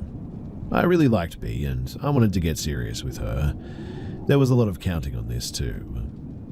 My old boy used to bring me up to this campsite called Binabura. Our favourite hike was the Kumara circuit. You start on the top of the mountain with all of the views, then descend down into the valleys, where there's lush forest, waterfalls and whatnot. Stunning place, teeming with an abundance of beautiful colourful birds, reptiles, these bright blue yabbies that lay scattered along the tracks, fireflies, and a multitude of leeches and ticks. Now, the drive from Brisbane was good, and the boys loved the drive up the mountain. Belinda, not so much. She apparently has a fear of heights, I learned. There were on and off showers, and the track was slippery, but we packed ponchos, and the kids were having a blast as we set off on our track. We booked a safari tent up near the lodge, and everything seemed to be going perfectly for our weekend getaway. But we were about halfway through the hike when the youngest boy slipped and hurt his knee as we were crossing a creek. It was only a graze, but I think the shock of getting a bit wet and the panic made him a bit more emotional, and he was crying for a bit. I cleaned up the scrape and put on some band-aids, and decided to carry him on my shoulders for a bit until he felt better. Belinda was acting quiet, and I thought maybe she wasn't enjoying herself. She was laughing and joking around just before this. I thought maybe I did something wrong, or she was upset her son got hurt or something. I asked if she was good, and she nodded and smiled, and went along gazing around quietly. We started heading up the mountain for a bit, and as we were walking, we could hear something thundering through the trees toward us. Branches snapping, loud bangs, impacts. We look up the hill to see a large stone the size of a basketball flying down just ahead of us on the trail. We watched as it bounced across our path, hitting into a tree and continuing down the hill. I warned everybody to watch out because sometimes with erosion, rocks can fall. I was honestly a bit shaken by that too. I mean, a rock that size, it could easily kill someone if it hit them. We continued walking though, keeping an eye on the trail above for more rocks and debris as we zigzagged up and around the mountain. And only 5 minutes later, another rock came crashing down. This one was further away, but it was followed by another that was coming right toward us. We had plenty of time to get out of the way, but if we weren't paying attention, I mean... When the third came, I knew something was up though. This wasn't right. Someone was throwing these rocks down the mountain. It didn't feel like a natural occurrence by any means. The way they were spread out, it just didn't make any sense. I shouted up the mountain that if it was someone doing that, to stop, that there were hikers. In response, another rock flew down toward us. I screamed out that they were going to kill someone and that we had children with us. 2 more large boulders crashed down the hill, leaving a trail of destruction. We heard shouts of another 3 or 4 people. Another group of hikers further down the hill shouting out the same complaints at us. A man ran up ahead until he was in shouting distance and called out to us. Another stone came crashing down, and by this point the kids were crying and Belinda was shaking. I told them to stay there and that I would run up ahead, and I did just that. I started running up the hill until I couldn't breathe any longer. I reached where the zigzag ended and continued along the mountain ridge, and when I did, no one was there. I went up and down the trail until I reached an elderly couple sitting on a bench at a lookout. I talked to them for a few minutes, asking if they saw anything or any other hikers. They said that they hadn't, that they had come from the opposite way and hadn't seen anyone for ages. A guided tourist group a few kilometers back the other way, but too long ago to be the culprits by any means. I went back down to Belinda and the kids. By this time they were with the other hikers, and We did the last long leg of the journey together. We caught up with the old couple as well near the exit. Once we left the group with some of the other hikers bombarding one of the ranges, we headed toward the shower blocks. Belinda pulled me aside once she had the kids organized, and she told me that she didn't want to stay there overnight. I was a bit shocked by that. Earlier when we arrived, she said that she loved the safari tents and we had plans to sit around the fire and have a nice barbecue dinner and all that. So I asked her why, and she said that she didn't feel comfortable. I assured her that no one would try messing with us around the campsites, and it was probably just some stupid teenagers, and they wouldn't be a nuisance up here at the campgrounds and the lodge. Stupid teenagers within a year of this burnt the lodge to the ground, by the way. But she told me she didn't think that it was teenagers. I asked her why she thought that, and she said that when her boy had slipped in the water and was crying, she said that she thought that she saw something. She said that it was big and brown, and when her eyes first scanned past it, she thought that it was just a part of the forest, like a log or a rock. But as she moved her eyes past it again, it moved. This thing, she said, was bigger than me and hairy, but also covered in moss and grandfather's beard and leaves, so it definitely blended in. She said that she only saw it for a moment, but that she swore by it that it was unmistakable. She said that she only saw it for a moment, so she just brushed it off as just a trick of the mind. She said that she knew it wasn't, but she was trying to convince herself as we walked.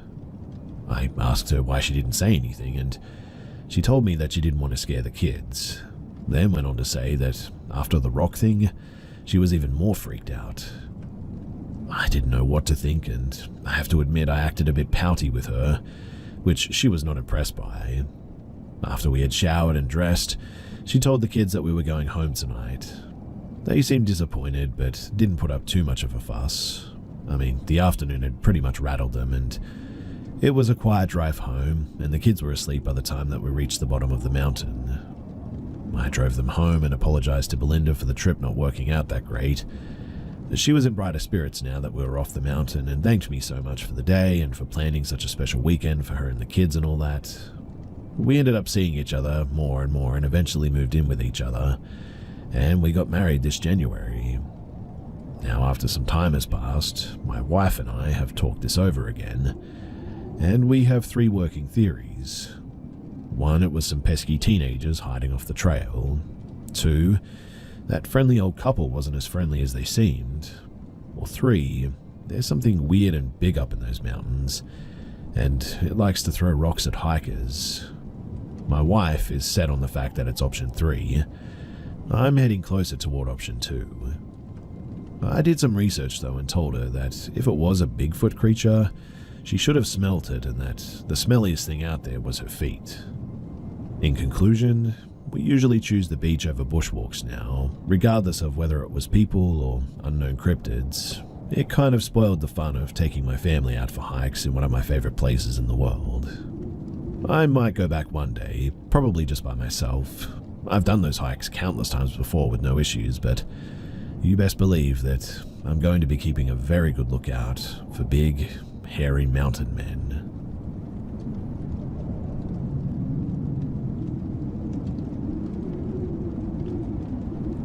It's the early 90s. I was 6 years old at the time, living with my parents and brothers in a duplex. The events of the night are still burned into my memory all these years later. To get a feel for the house, we were in an end unit of the duplex and had a sliding glass door in our living room, and it faced the woods. The couch was against the wall half in front of the sliding glass door, but angled in such a way as to see the TV that was against the wall next to the sliding glass door. One of those big old tube TVs with the wood paneling. Now, Friday night, my father had not come home from drinking, so me and my mum, we camped out on the couch that night. We were watching a horror movie marathon, I think, and I should add that my father would get pretty drunk and was super abusive, so my mum slept with a knife next to her on nights that he would stay out late. It was a rough time for us, but we got through it the best that we could. The knife, which was just a kitchen knife, would come into play later, but anyway, we were watching Halloween, eating snacks, laughing, having an enjoyable time. We fell asleep at around 10 p.m. on the couch, Mum with her back to the couch and her cuddling me. And the next thing that I know, I awake to my mum screaming. This wasn't unusual in my house, as again, my dad was an abusive drunk, but when I opened my eyes, a tall, thin man in a black hoodie was standing over us, and it was definitely not my dad. My eyes met his, and I was frozen, but fast thinking from my mother, she grabbed the knife from the coffee table and lunged at him. He stumbled backwards and regained his footing and ran out of the open sliding glass door. My mum jumped up, slammed the door shut and locked it, and then called the police. When the police got there, they said that he probably used a knife to pop the lock. They noticed a ton of cigarette butts, but didn't match to my parents outside the sliding glass door. The police said that he was probably sitting out there watching us all night before getting the courage to come in. They also said that they had several calls of a peeping Tom that matched his description in our complex over the past couple of months. For whatever reason, he chose our house to be his first. My parents, they got divorced shortly after this, and we then moved in with my grandma, and I was so thankful for no more encounters like this. Still to this day though, I check all the locks before I go to bed, twice, and have a pole in our sliding glass door as well. Looking out of a window at night, it still makes me uneasy thinking that someone is out there on the other side, watching.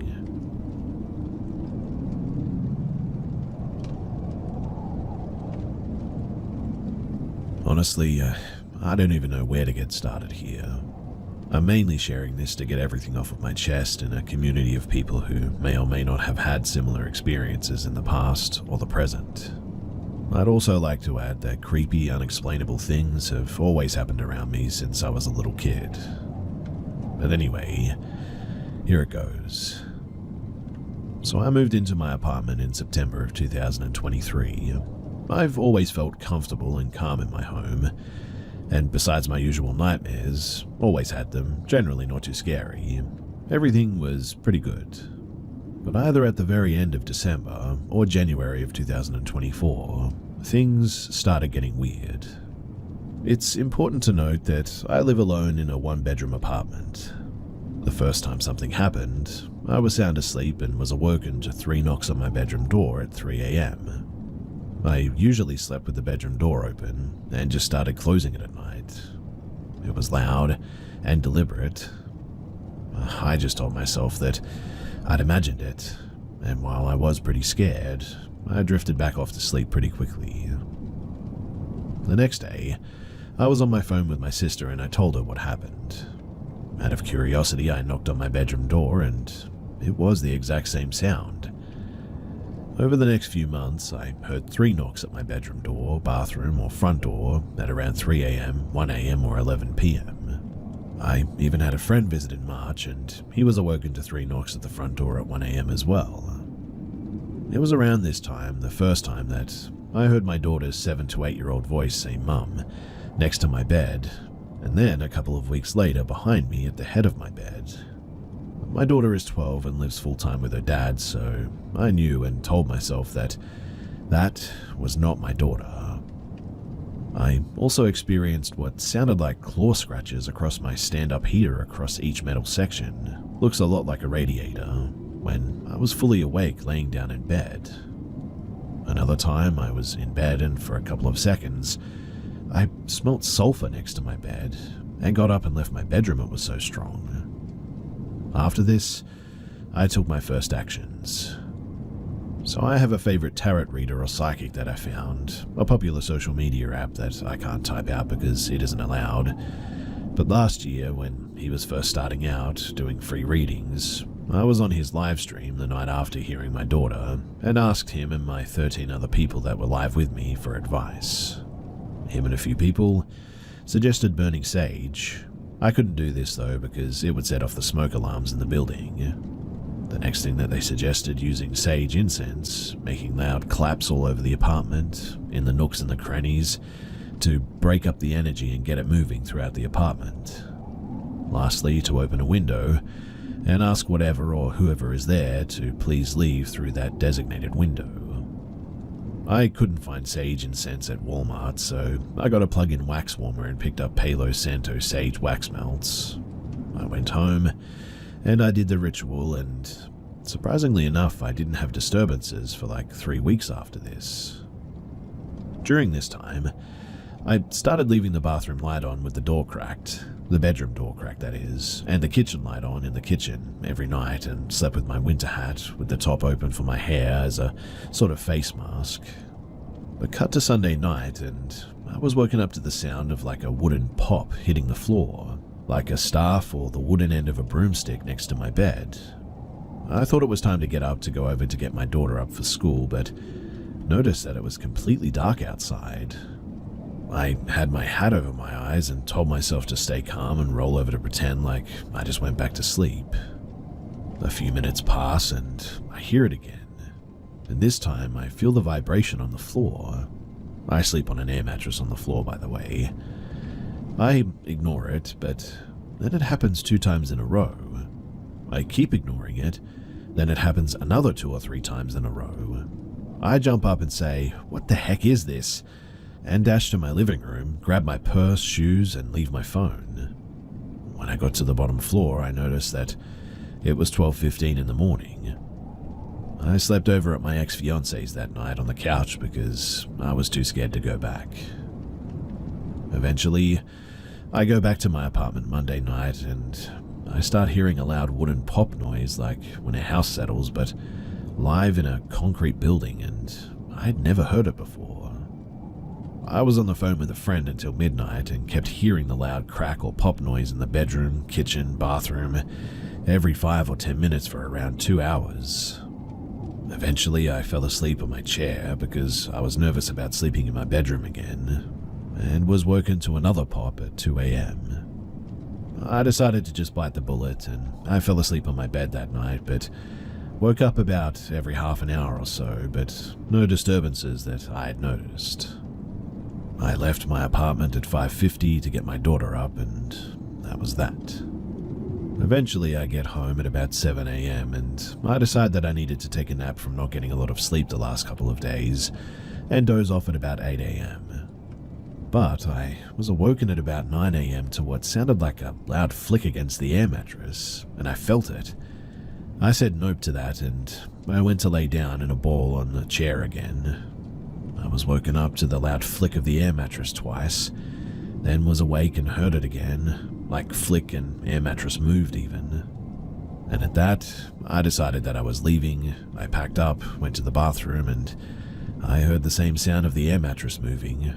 Got in my car and I drove to my dad's an hour and a half away, in part to see him, but mostly to just get away from my apartment. I'm still here now. I've told this to all of my friends, sister and dad, every step of the way, and yesterday my therapist and peer support in detail as well. And to be honest, I'm very nervous about being back at my apartment again. I have so much fear in my heart, and genuinely, I'm just scared. I checked with my apartment manager today, and nobody has died in my apartment in the past. I called a local Catholic church and left a voicemail with a priest to call me for guidance and hopefully meet up and discuss coming to my apartment with me. I've always been non-religious, but now I am open to anything at this point. It's worth noting too that I was having horrible, disgusting, wicked thoughts that were so bad that I can't tell anyone what they were because I don't want to be arrested when the disturbances started escalating. But I'm wondering if anyone has had any similar experiences to this. And most importantly, how did you get them to stop? Do you now feel safe and secure in your home? Are you still living with whatever it was today? And if you do, how the heck do you do it?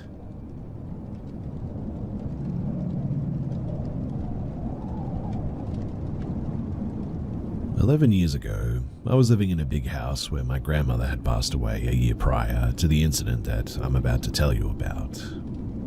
So it was just me and my dad. My dad lived in the upstairs portion of the house and I lived in the downstairs part, which was essentially its own apartment. We were pretty much in the middle of nowhere, in the woods of Ohio. And one evening at around 8:20 p.m, it was raining and just after dusk. You could still see some light on the clouds outside, but it was pretty dark. I was playing my game when I had to pee, so instead of using the bathroom like a civilized young man, I stepped out onto the concrete patio. I started my stream, and as soon as I looked to the right, a bright yellow light engulfed my field of view. It was like a cop shining his flashlight in your face, but it was a deep yellow instead of bright white. Naturally, I yelled, "Yo, Dad, I'm peeing, what are you doing?" But I got no response or laugh, like he would normally do if he caught me doing something stupid or silly like this. That was when I noticed that the source of the light was moving backwards as I was trying to pull myself together from my stream. I walked back inside, thinking it was my dad being weird or something. I sat down and then thought about it. My dad wouldn't be outside at this point. I mean, he was upstairs watching TV a moment ago. He never goes outside at this time, or in the rain. So I went upstairs and asked him, "Were you just outside 5 minutes ago?" And he responded with no. This has been bothering me for years, on top of many other unexplainable things that went on at that house. This one, though, it definitely disturbs me the most. I mean, my dad just wouldn't be over there on the side patio like that. There's really nothing to do over there. It's just a big empty space. So, who was that?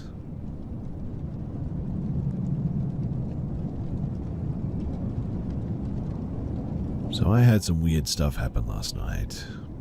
I took my 2 dogs for walks. I normally walk Finn toward the park where I've had these sorts of experiences, and I walk Booger the other direction toward downtown. On my walk with Finn, about a block away in the direction that I was headed, I saw 3 or 4 deer calmly walking toward the park. Most nights where something weird happens to me, it always starts like this too. The deer seemed completely unbothered by me as I approached. They kept walking toward the park but stopped every few steps to sort of look back at me, as if they sort of wanted me to follow them.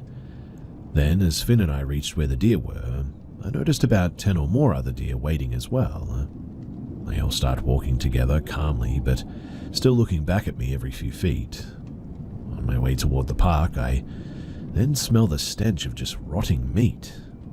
I know that smell very well, as I used to be a butcher, and it was strong, like someone plugged my nostrils with rotting ground meat or something. At the same time I smelled the stench, I also get the chills. Finn's hair also stands up and he begins to get more nervous. I can feel the air around me getting colder as well. As we continue walking, I look down an alleyway that cuts the block in half, and if you would walk down that dark alley, it would spot you out where I eventually walk back home. I was 2 blocks away from the park, and when you reach the park, you can either turn around and walk back down the same road, or you can continue into the park, or you can continue on the road which turns left. Looking down that alleyway, you are looking at the part of the road that continues left, which is the way that I take every night on my way back home. And what I saw, I tried to convince myself wasn't real. Or maybe I just saw something else and my brain tried to convince me that it was this. In any case, a large, muscular, pale, hairless creature that was moving fast was now in my view. So fast that I could barely see it. I saw the motion down the alley about 2 blocks away. The exit of the alley on that side, it has a streetlight directly above it. And it definitely wasn't standing still. It was moving, and it was moving fast. The only reason I'm positive what I saw wasn't a deer, or something normal, is because of something that I saw later that night that I'll share soon. It was with my walk with Booger. It solidified that what I saw was something that I wasn't supposed to. In the meantime, I convinced myself that I was making stuff up and just being weak. As we approached the tree line of the park, the large group of deer moved to the side of the street where the neighborhood is. But while I'm on the side with the tree line, I noticed something in the clearing. A lone deer separate from the large group across the street, staring directly at me. I have my flashlight pointed at him, and I even hung up my call with my wife to use my phone to take a video of this moment. This lone deer doesn't even have micro movements from breathing though. The other deer across the street were constantly readjusting, but this one wasn't moving. It was like a statue. You might be thinking to yourself, oh yeah, deer do that with bright lights shining at them. Deer in headlights always act like that. But Finn, he starts to pull very hard and acts anxiously, nearly knocking me over. I turn to look across the street towards the large group of deer for at most 3 seconds before quickly turning around to face the lone deer again.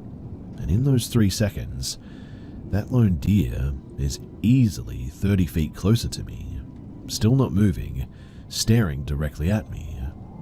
And at that, I felt weird. I felt unsafe. I mean, I've lived in rural Iowa my whole life. I am and always have lived outdoors. But this didn't feel normal, and I was scared. I back away while shining my light at this thing, and once I get a block or so away, he finally turns around and calmly walks into the tree line. The whole way home, I feel like I'm being stalked though. Not just watched, but like something is following me. Now, I went home and I sat for a bit, and tried to talk myself into believing that it was all just coincidence. After nearly 20 minutes, I started to walk Booger, my smaller chi mix. The entire walk was nice and pretty enjoyable actually. I had my earbuds in and was talking to my wife about what I saw in a joking way, like, man, I just completely scared myself for no reason at all. At the end of the walk, I turned to go around our alleyway, and as I leave from the garage on our walks, I stopped speaking from what I saw on the opposite end of the alley, and my wife heard me stop. I want to preface this by saying that I did not have any substances, including alcohol, for weeks up to this point. The most I ever do in that apartment is a few beers, or occasionally I'll use some weed to ease anxiety if life is getting hard, but I have no mental conditions that will cause me to hallucinate. The most I have is a personality disorder resulting from trauma that I've been overcoming quickly this last year. But what I saw were 2 large, muscular, pale, hairless creatures walking like apes at the end of the alley. The same thing that I could have sworn I thought I saw with Finn. This time though, not going fast, much closer, and it felt intentional. I saw them walk across the street very slowly, staring directly at me, and these were definitely not deer. They didn't have long faces like deer. They didn't have fur or tails. They didn't walk like deer. They weren't slender like a deer. And my first thought, honestly, was that I was looking at 2 hairless male lions in the middle of Iowa, of all places. I stood there, though, paralyzed with fear, even well after they had left my sight. 15 seconds or so later, I finally get the courage to walk with the few feet into the garage, and when I take my first step, I then see a third one, slowly sort of meandering across the street, staring at me. Booger noticed him too and started growling. I ran to the door and watched the garage shut all the way, and the entire night, Finn, he just sat at that bedroom door, seemingly guarding it, and I have never seen him do that before. He sat staring at that door all night. Booger stared at the windows all night, and he never does that either.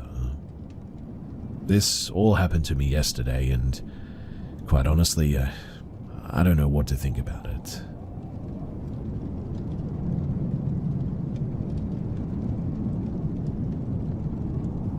So I was in my apartment about a month or maybe 2 months ago. My roommate just texted me and told me that he was going to head on to work, and about 5 minutes after that, I get up from my desk. I have a gaming PC that's barely holding itself together, and go toward the kitchen for a refill on my coffee. I leave my room and I'm coming down the hall toward the kitchen and the entrance to my place, when I see a shadow being cast onto the rug at the entrance from someone standing in my kitchen. I even hear someone moving around the silverware, forks, butter knives, that kind of thing. My first thought was my roommate hasn't left just yet, and I say, "Hey man, you still here?" and continue walking towards the kitchen and the entrance. The whole time there's sounds of like a chain jingling and a buzzing sound sort of. I round the corner expecting to see him, but when I do, no one is in my kitchen. So my second thought is that it must have been my dog. It roams free in the apartment and has his harness on, so Maybe it was him shaking her clothes or something. It roams free in the apartment and has this harness on, so maybe it was shaking clothes? I wait a second for the dog to come out the other side of the kitchen, but after about 5 seconds, I'm becoming very puzzled. With furrowed eyebrows and a confused frown on my face, I lean in to look out of the peephole on the door to see what's going on outside of my apartment door, and I still hear the jingling chain and the footsteps, almost like someone was walking a large dog past my front door. Whatever it is that's happening, I don't see anyone though, so I assume it's something happening out of view out there, and I just sort of shrug my shoulders and oh well, right? But here's the weird part. I turn around and am immediately faced with what I'm going to describe as a grey, leaning around the corner with one 3-fingered hand touching the wall. It looks insubstantial, but like it's made of smoke or fog. I gasp and take a step back, and it ducks back around the corner without a sound. I start saying things like, "It's okay, you can come out, I won't hurt you, and I'm sorry, you just startled me." Of course, there's no reply. I go up and inspect the corner where I saw it, and there isn't enough room for someone to stand there and peek around, much less to hide from someone coming into the apartment.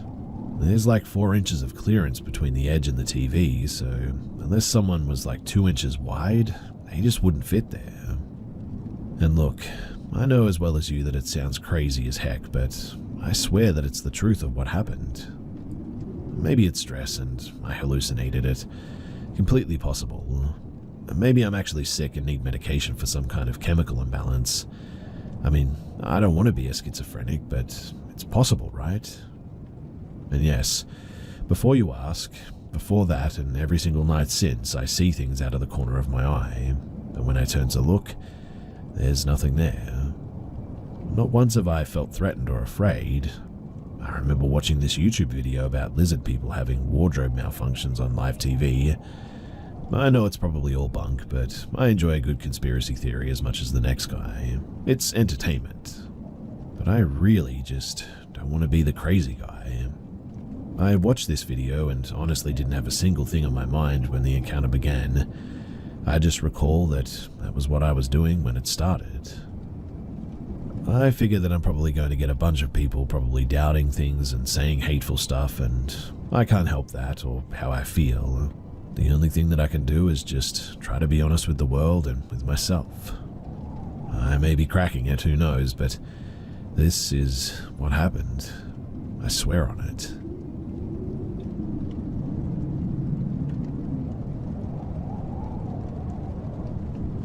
Last year, I, an 18-year-old female, was living in a very rural town in the middle of the mountains. Most small western towns only have one road that goes into the big city. Our road in particular was about 50 miles of empty highway, surrounded only by cliffs, fields, and occasionally a farm. At the very entrance to this road, once you enter the city, is a huge truck stop or gas station that is always packed. Now, my mum and I were going back home after a midnight showing of whatever movie we had decided to see, and as per usual, we stopped to fill up on gas and get a drink for the long drive home. As we were leaving, I vaguely noticed a dingy older Jeep pull out at the same time that we did, but of course I didn't take much notice of it. It wasn't weird at all that somebody would be leaving at the same time as us. As we started down the pitch-black road, the Jeep kept a steady pace behind us. Again, not weird. Until it came flying up past us before disappearing behind a hill. Mum and I just sort of scoffed at it. We were going 60, but when people knew the roads well, they often drove them at close to 100 at least, even at night. Eventually, though, we came up to the Jeep from before, and it was pulled over, but the back half of the vehicle was in the road, and what was clearly a man's arm was waving at the window, gesturing for us to pull over. Of course, we just pass it. The man flies past us once more and pulls over again. He does this once more, and my mum and I begin to get very nervous at this point. After passing him for the third time, he flies up and begins tailgating us. He's driving so close now that we can't actually see his headlights in the rearview mirror, and he's honking his horn every so often, waving his arm for us to pull over. He carries on with this for another 30 minutes. Mum and I are terrified. She's white-knuckling the wheel. I'm holding a pocket knife to make myself feel better. I swore at my mum for the first time that night, begging her not to pull over. If you've ever seen the movie Rest Stop, then that is all that was going through my mind. The road is a complete dead zone for service, so we couldn't call the police or anyone for that matter. And the picture of us dead or worse on the side of the empty road was the only thing that I could think about. But just as suddenly as it had all started, it ended. The man slammed on his brakes, turned around, and just went back. The ride home was eerily silent, and I ended up sleeping in my mum's room out of fear. The next morning we had a discussion and came to the conclusion that he had seen two lone women traveling at night and thought that we'd be easy pickings, which he would have been right, to be honest. Some people suggest that he had seen us drop money or a receipt at the gas station and wanted to be a good Samaritan. Personally, I think that's ridiculous. Nobody following two women home in such an aggressive manner has good intentions. We moved out of town a few months later for unrelated reasons, but just before we did, the same car was reported following a group of 4 men on their way to work. So, maybe he just likes to scare people? Either way, that night was easily one of the scariest that I've ever had.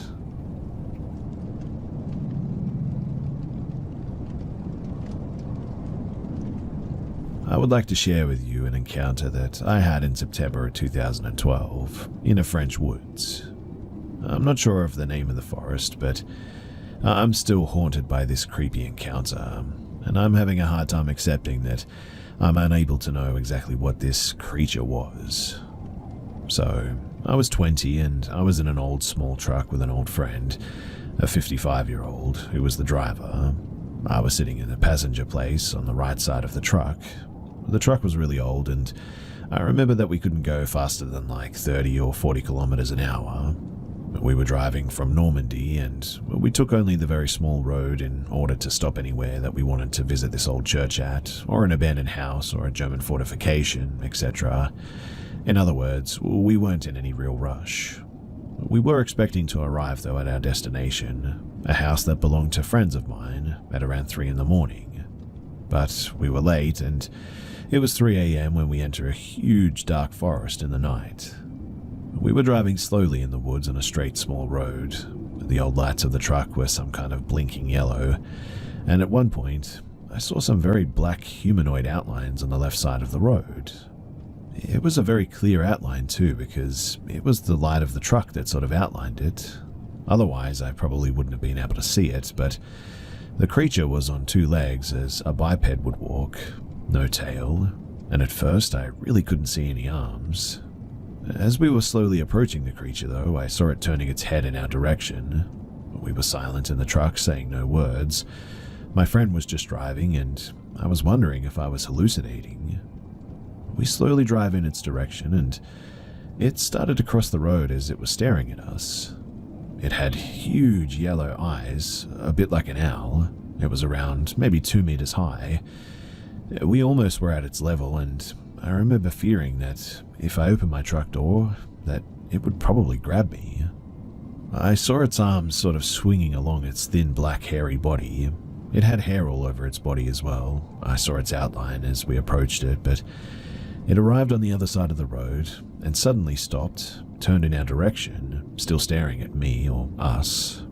A few seconds later, we passed it, and I didn't move my head, just looking at the right rearview mirror, seeing that it was still staring at our truck, letting us drive away from it. My friend and I didn't say a word, and maybe about half an hour later, we drive out of the dark woods, and I said something like, "Well, weird things do happen in the woods." And my friend was suddenly extremely nervous, saying, "Yeah, did you see that? What the heck was that?" We talked about it, and he saw the same thing as me. He thought that he was hallucinating because we were very tired, but no, We both saw that thing in the woods. Today, he's in his 60s and I'm in my 30s, and we are both still really haunted by whatever this thing was. We talk about it every time that we meet each other. He is particularly marked by the intelligence in its big yellow eyes. I'm an urbexer since like 2004. I visited the catacombs of Paris every few 2 months. I saw weird stuff during my explorations, but I've never feared anything like this. This, whatever it was, it honestly scares me. One day I actually found a picture on the internet. Sadly, I didn't find the artist and there was no context, but whatever it was, it looked a lot like what we saw that night. Except for the eyes. The creature that I saw had big round yellow eyes, but apart from that, it was pretty much the spitting image.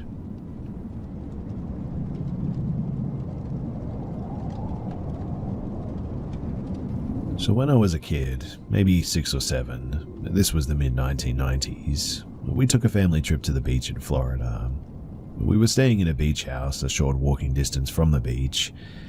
We went to the beach and I was supposed to stay inside of my mother, but I wandered way down and before I knew it, I was lost. A lot of the houses looked the same and I really wasn't sure which one was ours, plus I couldn't see my mum anywhere.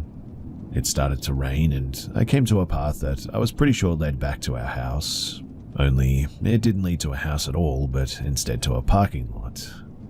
There was a big dirty van parked there. It was the only vehicle around. I was about to turn back when I noticed an overweight woman with brown hair, a hot pink tank top, and those sort of big clunky thick glasses that were popular in the 80s, waving and smiling at me from the passenger seat of the van. She said something like, "Oh my, it's raining. Where's your mummy? Let us take care of you. It's dangerous to be out here in the rain. You could get struck by lightning." She was very friendly, almost overly so in fact. In the driver's seat was a very overweight man without a shirt on, a hairy grey chest and some clunky looking gold chain. He was also wearing yellow tinted Elvis shades and staring at me intently. He was smoking a cigarette, which I knew was bad. The woman stepped out of the van and kneeled down to me. She asked me how old I was. When I told her, she gleefully remarked, "Oh my, we have 2 boys your age at our house. You should come over and spend the night. We've got movies, Nintendo, and in the morning we've got all types of cereal." Now, I had been taught all about stranger danger, but at this point in my life, no adult had ever given me any reason not to trust them. The lady continued talking about stuff like how the boys have go-karts and that they like to drink chocolate milk. She made it seem very enticing for a 7-year-old kid, and at this point, I trusted her. I mostly liked the idea of getting to play with some kids my age. Then I remembered that I needed to ask my mum first. I told her this, and she told me that that was no problem, that they lived just up the road. My mum shouldn't mind. It started raining harder, and she opened the sliding door of the van and said something like, "Now let's get you out of this rain and go find your mummy." I knew logically that I really shouldn't do this, but the woman seemed really nice and I was desperately wanting to get out of the rain. As I walked toward the open door of the van, I noticed an awful stench that almost made me gag. This set off alarm bells in my head that something just wasn't right. There were cigarette butts all over the floor. I looked up at the fat man who was not only staring at me with this menacing glare, but he had this really creepy sort of toothy smile and his teeth were stained a really dark yellow. I could pick up on a very messed up vibe from him, and I knew now that I should run, but the woman was ushering me to hurry up and get in. Her demeanor had changed now, and she was being very demanding and trying to literally push me into the van. She sounded angry and said, "Get in already," in a tone that was the complete opposite of how she sounded before. I jumped to the side and started running as fast as I could. The woman managed to grab my arm or wrist, but somehow I was able to quickly break free and run back to the beach. I think she tried to chase me, but like I said, she was really overweight. I made it back to my mum, who was freaking out. I tried to explain what had happened to me, but I just don't think that at 7 years old, I was able to convey the gravity of what had actually happened to me, and I didn't fully understand it myself. Needless to say, my mum never let me out of her view again after that.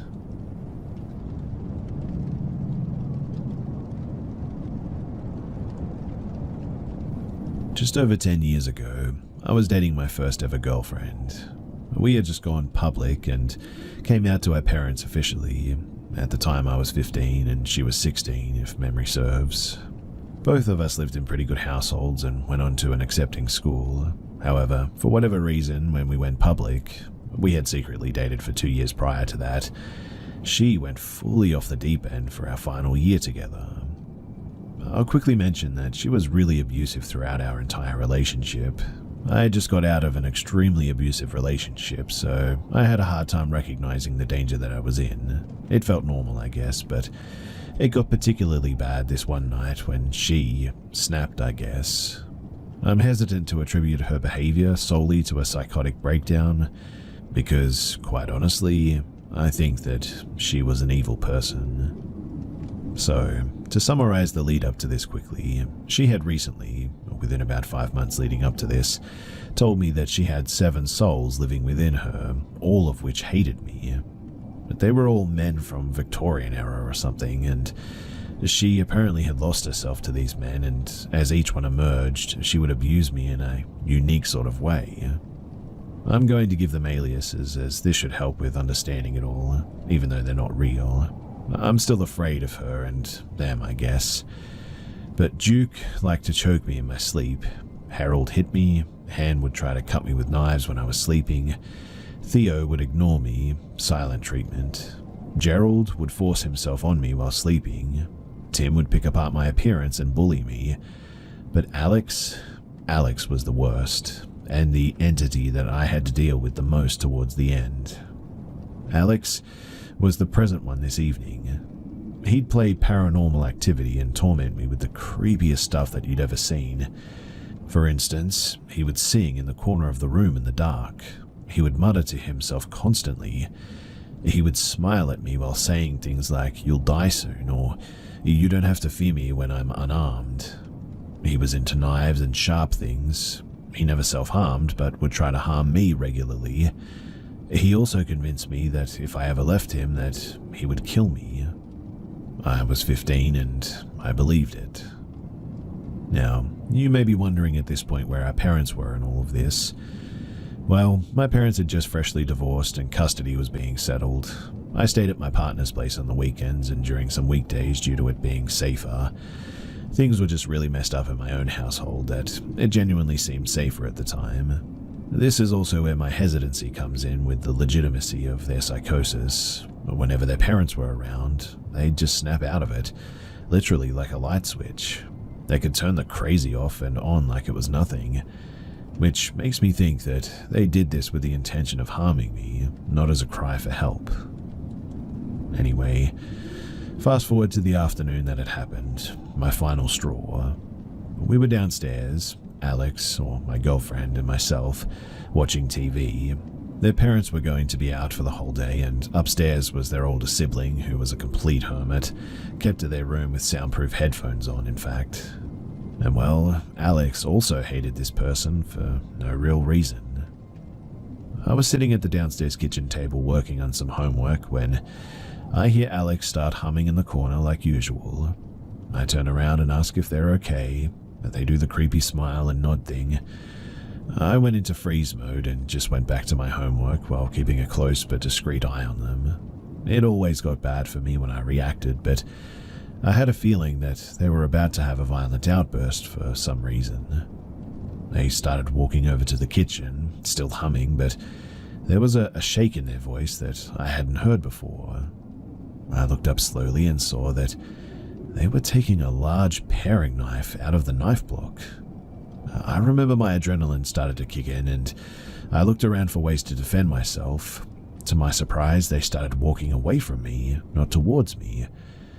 I watched them walk down the hallway and towards the stairs before they exclaimed, "I'm going to kill you," I presumed to their sibling. Something came over me at this point, and before I knew it, I was booking it up the stairs and trying to stop them as they started running, knife in hand, up the stairs. I grabbed their pant leg and pulled them down a few steps. We both collapsed as their sibling opened their bedroom door. It was a ways away because it was a huge house, and asked what was going on. Alex, at this point, turned around and struck me with the knife, leaving a huge gash on my arm and shoulder. I retreated back downstairs as they calmly called out to their sibling, "Nothing, just tripped. I'm okay, thanks." I ran to the kitchen downstairs, texted my parents to come and get me, and started cleaning and bandaging my arm as best as I could. Alex returned at this point, and as soon as we made eye contact, they dropped the knife, walked into the kitchen, sat on the floor, and started singing to themselves while rocking back and forth. I was stunned, literally going into shock. I stared at them, bloody tissues in hand, and informed them that I was done with all of this and was going to wait outside for my parents. They began crying through the song that they were singing, still smiling like a maniac. But I never went back after that. I broke up with them over the phone about a week later. They sobbed and told me that they'd get rid of their souls and that she still loved me, but I didn't listen, just hung up, and that was that. She even dropped out of school, which meant that I literally never saw her again after that. Years later, though, I found out that she's dating this friend of hers that I also was familiar with as a teenager, then found out that she was cheating on me with them for the entire time her and I dated. I've tried to feel bad for her for years, but honestly, I'm still healing from the several attempts at my life, and it's hard to feel bad for an abuser like that, let alone someone who attacks you with a knife. Anyway, it's good to get this off my chest. I've been in therapy for this recently, and I wanted to share it to kind of reflect on it also, I guess. If you have any questions or need any clarification, then do let me know. Be careful out there who you date, and if you see red flags, then please take them seriously, because otherwise you'll end up like I did.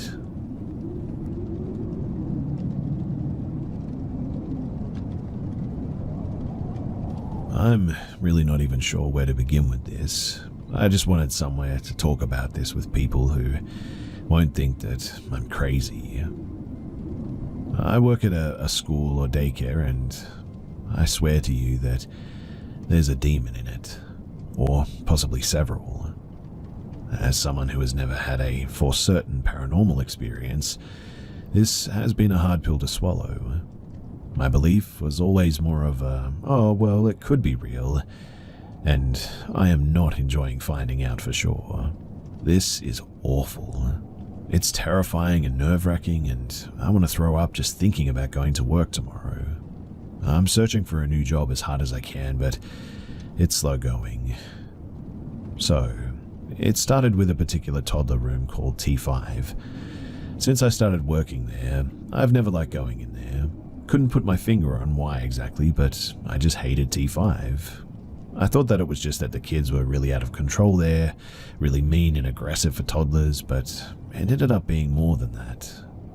I was in there giving a break to their main teacher. I'm afloat, and all the kids were taking their nap like usual. The room was dark, no sound except for a quiet white noise machine. Then I heard something around the corner at the sink. The dishes started clinking, like someone was doing the dishes. I looked around the corner and nothing was there. I sat back down and it started up again. I shrugged that one off, but the next time that I was there, the closet door opened by itself. I still tried to shrug it off. Other things were happening too, like I noticed that I was suddenly having a lot of weird health problems, mostly related to reproductive stuff. I was getting bad dizzy spells and double vision, but I didn't make the connection that it was only happening at work and only when I was in T5 or adjacent rooms. Then, another teacher who I'd become friends with mentioned offhand that she and her daughter, who also had worked there, had felt like the place had really negative energy. When I asked what she meant, she sort of tentatively admitted that she'd seen weird things. Without me telling her first, I asked her what she saw, And she also described dishes clinking, doors opening, hearing a deep voice speaking from the ceiling, and dizzy spells and other weird health stuff. She also told me, I don't have proof of this or anything, that her former co-teacher saw stuff too. She also had 2 unexplainable miscarriages while she worked there, and now that she quit, she's pregnant again and almost due with no complications. This teacher also told me that the former main teacher of T5 had been into occult stuff. I don't know if this is true or not. I only met her once, and all I noticed was that she was a really sort of snappish and negative person who no one else really could stand. She quit a week after I started, so I really didn't know her well. I do, however, know that 3 current teachers are also into occult stuff, based on their social media posts. All 3 also bullied me and another teacher over here for being Christian. But after that, it got worse. I felt like I was being targeted, in fact, or attacked. I feel dizzy, like the floor is tilting, almost all the time when I'm in there. My body gets weirdly racked with pain that doesn't subside until I leave the building. This horrible dark depression comes over me, like life is pointless. I close my eyes and see glimpses of knives cutting my skin. During nap time when the kids are asleep is always when the thing really acts up. In T5, dishes clink every time, once the sink even turned on. Then whatever it was started knocking glasses on the floor. That one actually woke some of the kids up. Another day during a nap, I got my air cut off for about 5 seconds, like something had me by the throat. Then, one of the almost 2-year-olds pointed to the doorway of the classroom and nervously said, "There's a ghost in there." She and another child often stare at something towards the ceiling and burst into uncontrollable crying and screaming. It sounds like claws are tapping on the glass window happening all the time, and shadow figures glide past the big outside windows. The other day, another teacher who I had not talked to about any of this nervously told me the bathroom door in her classroom closed itself and clicked locked, despite the fact that it scrapes on the floor and has to be pushed really hard to close. Prior to this, my work bestie, the only other religious employee, had been the only one to say that she'd seen stuff. She quit shortly after this too. Now a 3rd teacher, not religious, had seen stuff as well. And last week, I saw it. It was like a black diamond shape in the air above the shoulder and a little bit behind a teacher standing in the hallway.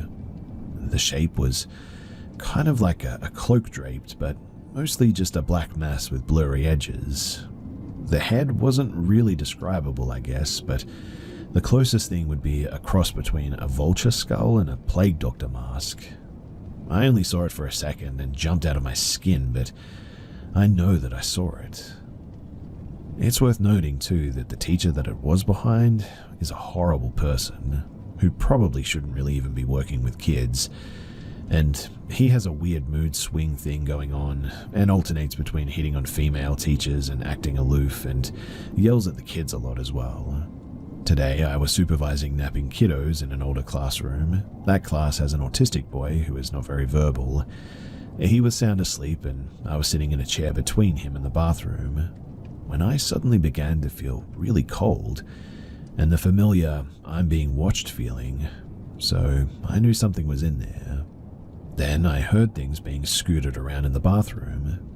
It was quiet enough not to wake up the kids sleeping right by the bathroom, but the little non-verbal boy suddenly woke up, pointed at something, and absolutely screamed. He isn't like that at all. I ran and hugged him and said, "Get out," at the thing. It took a few minutes, but the feeling faded and the little boy laid back down. So, I've gotten enough confirmation about this that I'm convinced now that it's real. And my question for all of you is, how do you deal with this? I feel traumatized, and honestly, I just hate this. I can only talk about it for sure with the one teacher, but everyone in the building acts dark and sort of depressed. I'm having night terrors now, anxiety attacks are increasing just from having to go to work and be around this. If other people weren't experiencing it too, I would think that I was going insane, but others have, and the kids see stuff as well. Plus, I only experience stuff at work, never anywhere else. Everything is fine as soon as I'm not in the building. So, please let me know if you've seen something like this before, if you know what it is, and if you have any advice that you can give me of how to deal with the fear, then that would be much appreciated. Also, I just found out yesterday that the bully teacher is completely getting away with everything. She even convinced the mum of the student that I was lying, even though 2 other teachers had also come forward with the same information. And I was just told that because I just answered a parent's question honestly, I'm no longer allowed to be a floater. I am to be kept contained in one classroom so that I don't interact with the other staff or expose them to anything else. My boss literally used the word kept contained. I'm just so floored by this whole thing, and I'm desperately applying for other jobs as fast as I can.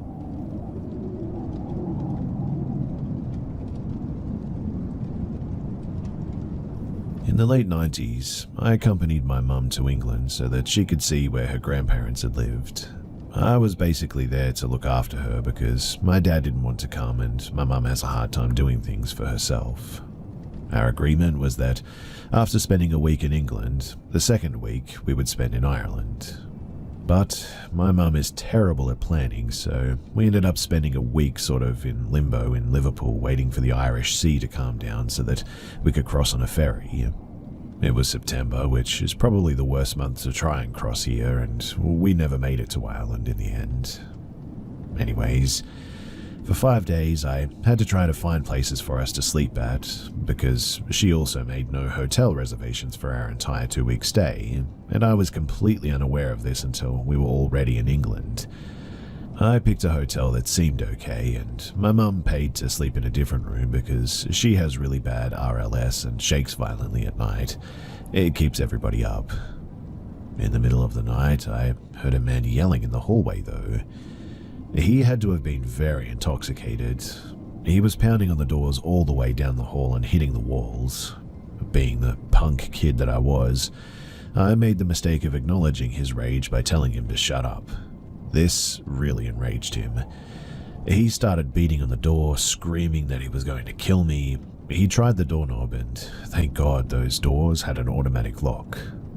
I started looking around the room and realized that this hotel has no phones in the room. Like I said, this was the 90s. I went to the window, but I was 3 floors up and windows didn't open either. So I just stayed there, listening as he did his best to break the door down while threatening what he was going to do to me once he opened the door. And this went on for at least 20 minutes. Somehow I finally fell asleep, and when I woke up the next morning, I saw just how much damage he had actually done.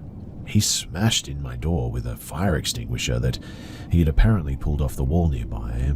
There were dents and marks all down the hall where he had dragged it violently from end to end. The worst part was my mum down the hall never said anything. When I told the clerk as we were checking out, he looked at me like I was crazy and making it up. I told him to just go and look. Later I asked my mum about it, and she said, "Oh yes, I thought I heard you screaming. Was that you crying for help?"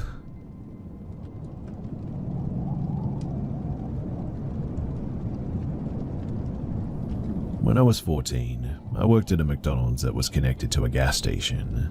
It was a truck stop basically, so it was very busy 90% of the time. The only downside to working at a truck stop fast food place was that the bathroom was on the complete other side of the building. Now, I was a freshman in high school. At the time I was pretty small, maybe not in height, but certainly in size. I was around 5'6" and anywhere from like 130 to 150 pounds. Not super tiny, but small enough to where I'd probably have made an easy target. This wasn't really a fear of mine, however, but maybe it should have been. I remember that I was in gym class. It was maybe the middle of the school day, and it was one of those days where we could just sit on the side and catch up on work for other classes if we didn't want to participate in the game. My friends and I did this almost all the time anyway, and almost never actually worked on anything important. We were laughing, joking around until I received Power School notifications, my school iPad excusing me from the remaining classes of the day. I was really confused by this, considering that my mum hadn't mentioned anything about picking me up so early, and I was only seeing my dad every other weekend, and he wasn't the type to pick me up from school. I was grounded, so I didn't have a phone with me, other than a cheap flip phone that my mum had gotten me from Walmart. I texted her about the notifications, but before I got a response back from her, my gym teacher told me that I needed to grab my things and go to the office because my mum would be picking me up. This confused me even more, and I shot my mum another text asking if she was picking me up from school. She freaked out though and told me not to leave the building. At this point, I was sitting in the office by the window, waiting for apparently nobody to come and pick me up until the situation was figured out. My mum ended up calling the school and letting them know that I wasn't allowed to leave with anyone that day. Apparently, whoever called claiming to be my mum and said that they were coming to pick me up wasn't actually her. As far as I know, nobody ever showed up to pick me up, and I didn't hear anything else about it. My mum wasn't comfortable with me working at a truck stop, and we got my location switched to a McDonald's that was closer in town and wasn't connected to a gas station. Because what we think might have happened is someone saw my name tag and possibly called all the schools in the area until they found me. I still have no idea how they would have known my last name, but with that said, it was a creepy experience, and I'm really glad that I texted my mum that day, because if I hadn't, quite honestly, I probably would have just walked out.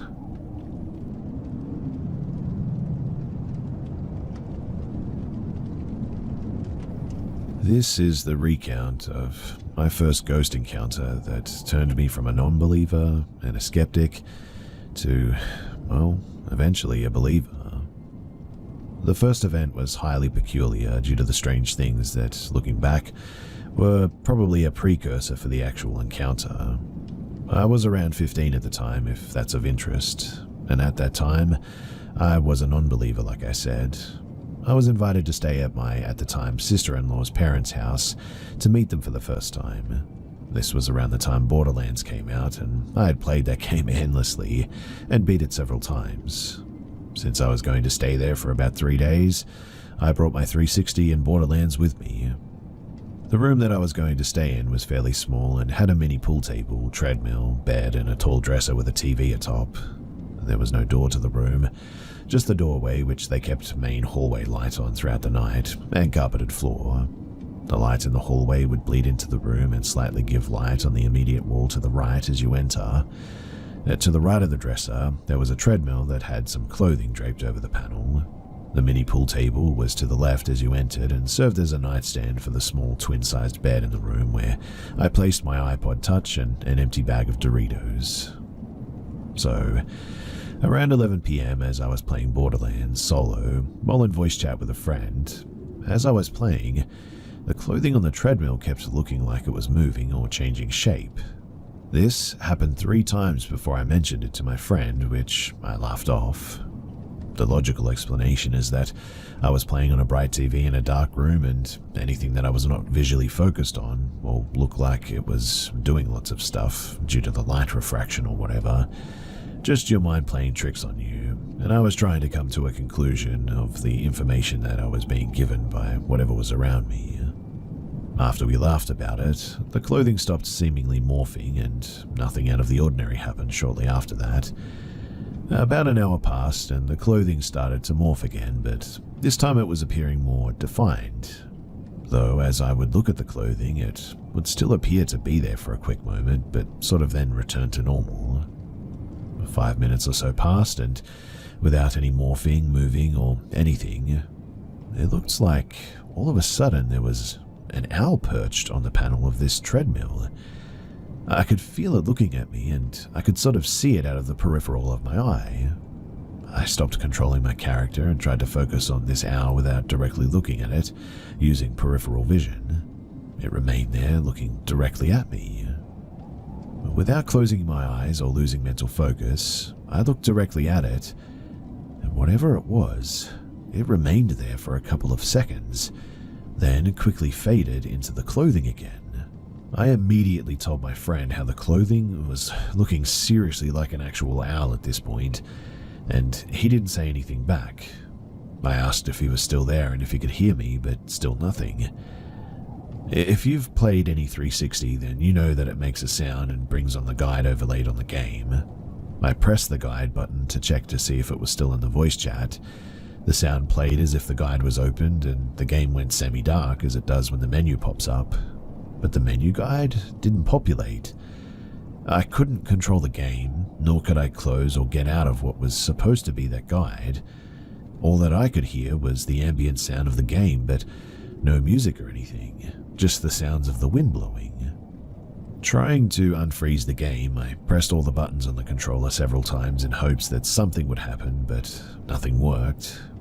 I was giving it a moment in hopes that it would unfreeze on its own. Then there was a dialogue that I'd never heard before. Again, at that point, I'd beaten the game several times on all difficulties and heard every bit of NPC dialogue that you can imagine. But the first line was, "You don't belong here," in a deep voice that was how some of the larger NPCs sounded, which my hair stood on end. There was about a 5-second gap before the second dialogue occurred, which was, "You don't want to be here." And once it finished, the guide popped up and I saw that my friend was still in the party. I immediately asked him if he heard anything that I said, and he said that he didn't hear me say anything. Now, I cannot stress enough how I had invested hundreds of hours at this point and a few hundred after, and not a single time had I ever heard that dialogue occur before or after this isolated event. In fact, I tried over and over again to get it to happen again, but it just never did. When I told my friend about what had just happened, we both agreed that it was creepy, but even then, as I was indeed a little startled about the events leading up to this and including the unheard dialogue, I still did not entertain the idea of ghosts or anything of the sorts.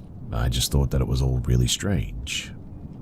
After this, though, it didn't take long for me to fall asleep, which was restful and without dreams. My sleep was mildly interrupted by what sounded like the snack-sized bag of Doritos being crumpled in somebody's hand. I thought that it was my mother-in-law doing some cleaning early in the morning or something, and remained half asleep with my back facing the rest of the room. As I'm laying there with my eyes closed and trying to go back to sleep, the sound of the crumpling bag didn't stop after what felt like an entire minute. I was now starting to become closer to being fully awake and slightly annoyed, since it felt like it was really early in the morning. A static-like sound began to irritate me, and I thought to myself, what the heck? Why is she messing up with the empty bag forever like that?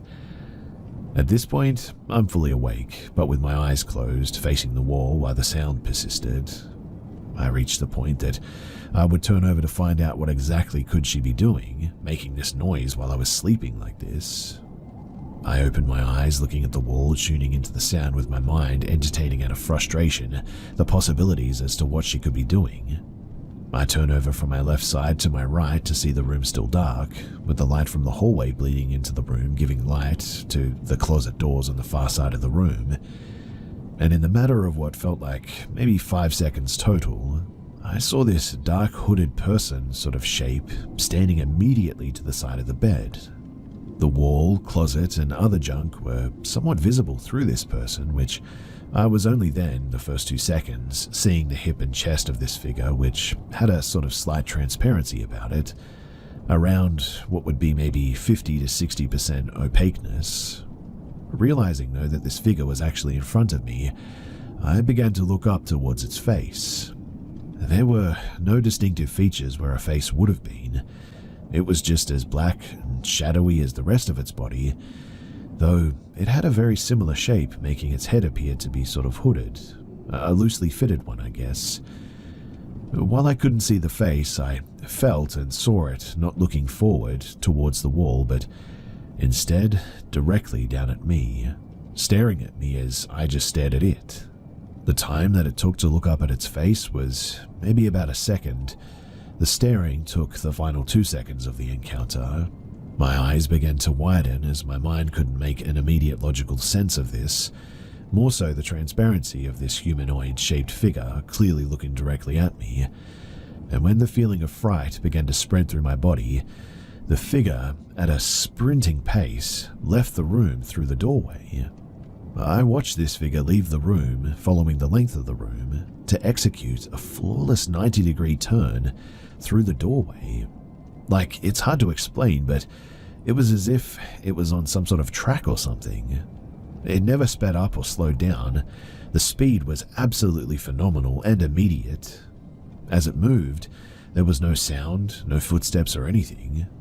It was completely quiet after the crumpling stopped when I met its face, so even after seeing what I saw, I still evaluated with fear that if there was any bit of logic or sense to this, I would have at the very least heard footsteps of it running out of the room. But there was no sound, nothing, not even a whooshing of the wind or anything.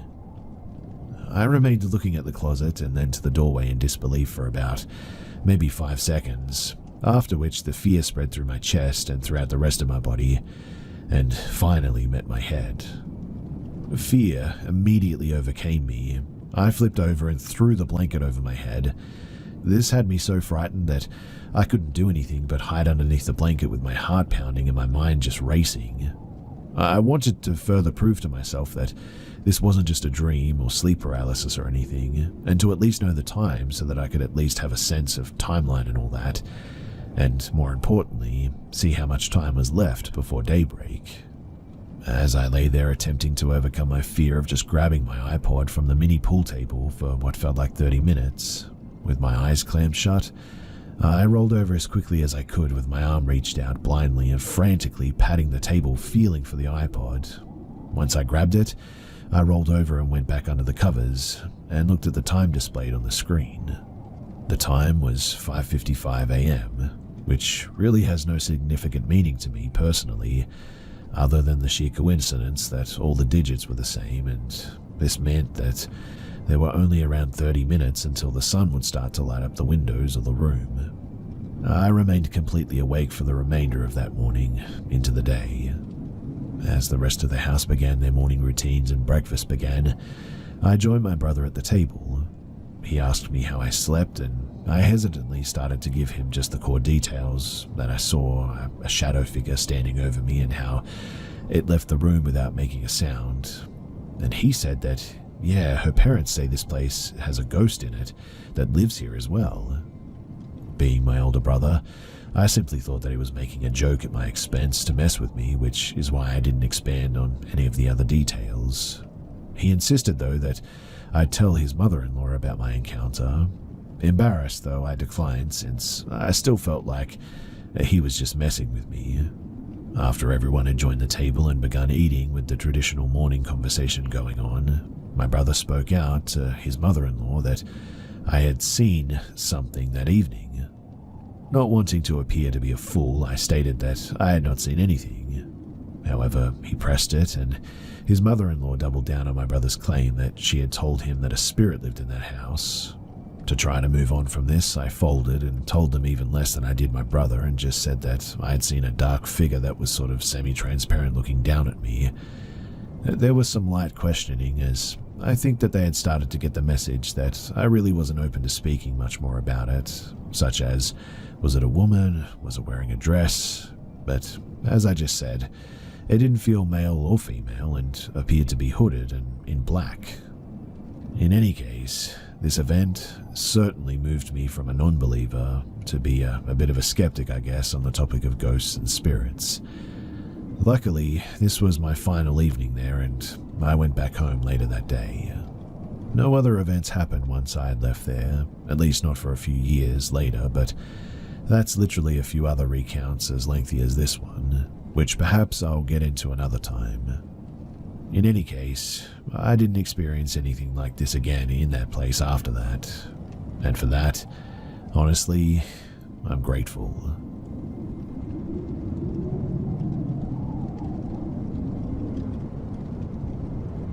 So, I'm a person with pretty long hair, but not female nor trans. And there's a girl in my university class last year that had the same hair color as me, black and long. She is quite popular and usually gets asked out a lot.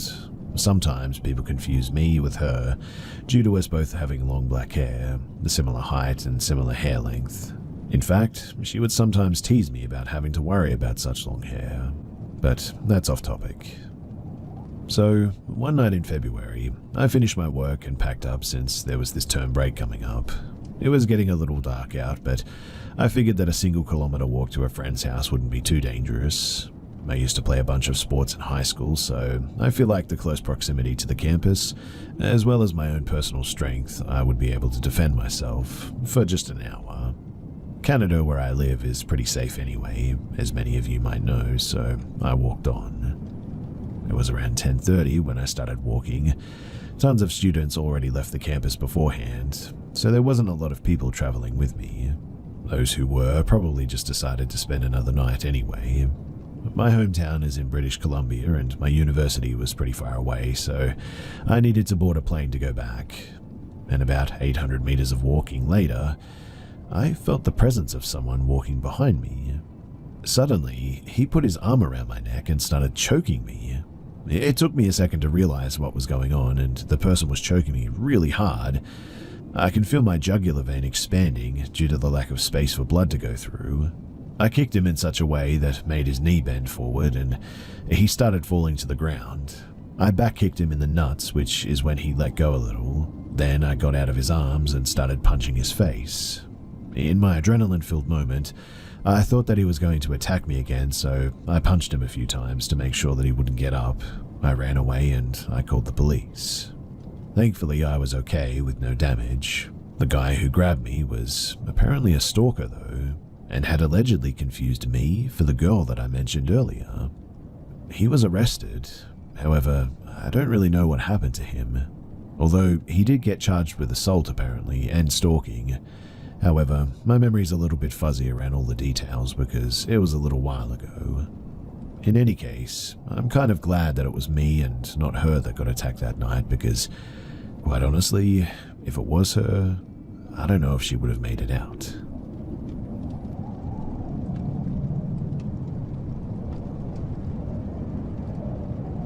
When I was little, I slept-walked often. Things like running to my parents' room while they were on the couch, or just standing in the middle of my room in the middle of the night. Though, one story that my sister was the victim of, it really sticks out the most. My sister already thought that the house was haunted, so she thought that my sleepwalking meant that I was possessed. One night she was up late playing games and had looked over, and apparently I was just laying on my back with my eyes open looking at the ceiling. My sister called for me, but of course, since I was asleep, I had no answer. Though, as she was creeped out by this, she put the covers over her head and decided to just go to sleep. After a while, she woke up later in the night. She said that I was sitting straight up, staring straight ahead. My sister was afraid, so she yelled at me and once again went under the covers. After falling asleep once again, she woke up one last time. She again ripped the covers off of her head, though when she did, the first thing that she saw was me staring straight down at her, standing at the end of her bed. She said that she had ran out to our parents' room, people who had often witnessed my sleepwalking, but when they went to check on me, they said that I was perfectly sleeping in my bed like nothing happened. Interestingly enough, after this, they cleansed the house, and that was officially the last time that I ever slept-walked.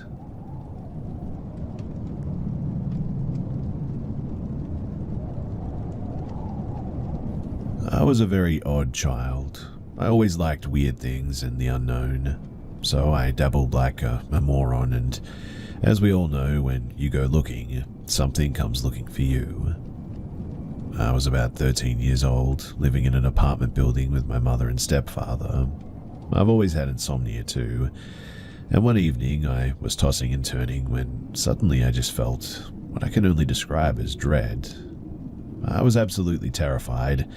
I had no lights on as I was trying to fall asleep. In this bedroom, I had double sliding mirrors facing my bed. I didn't know any better. But finally, I summoned up the courage to open my eyes and roll over. When I did, I stopped breathing.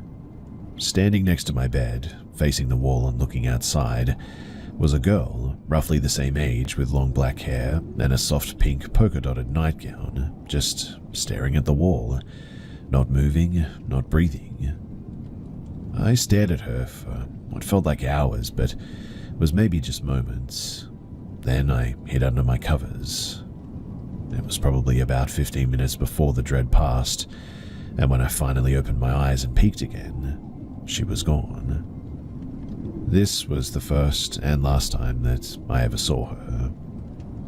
I would always get home first, as my mum and stepdad are police officers, so I was always alone. The apartment sometimes would just feel so heavy too. My computer desk faced a wall and my back would be towards all the doors. These doors would creak and move all the time, which was whatever, but one day I was on my webcam and I looked, and in the door to my parents' room, there was a black mass standing there, just existing. I, of course, panicked and looked behind me to find nothing.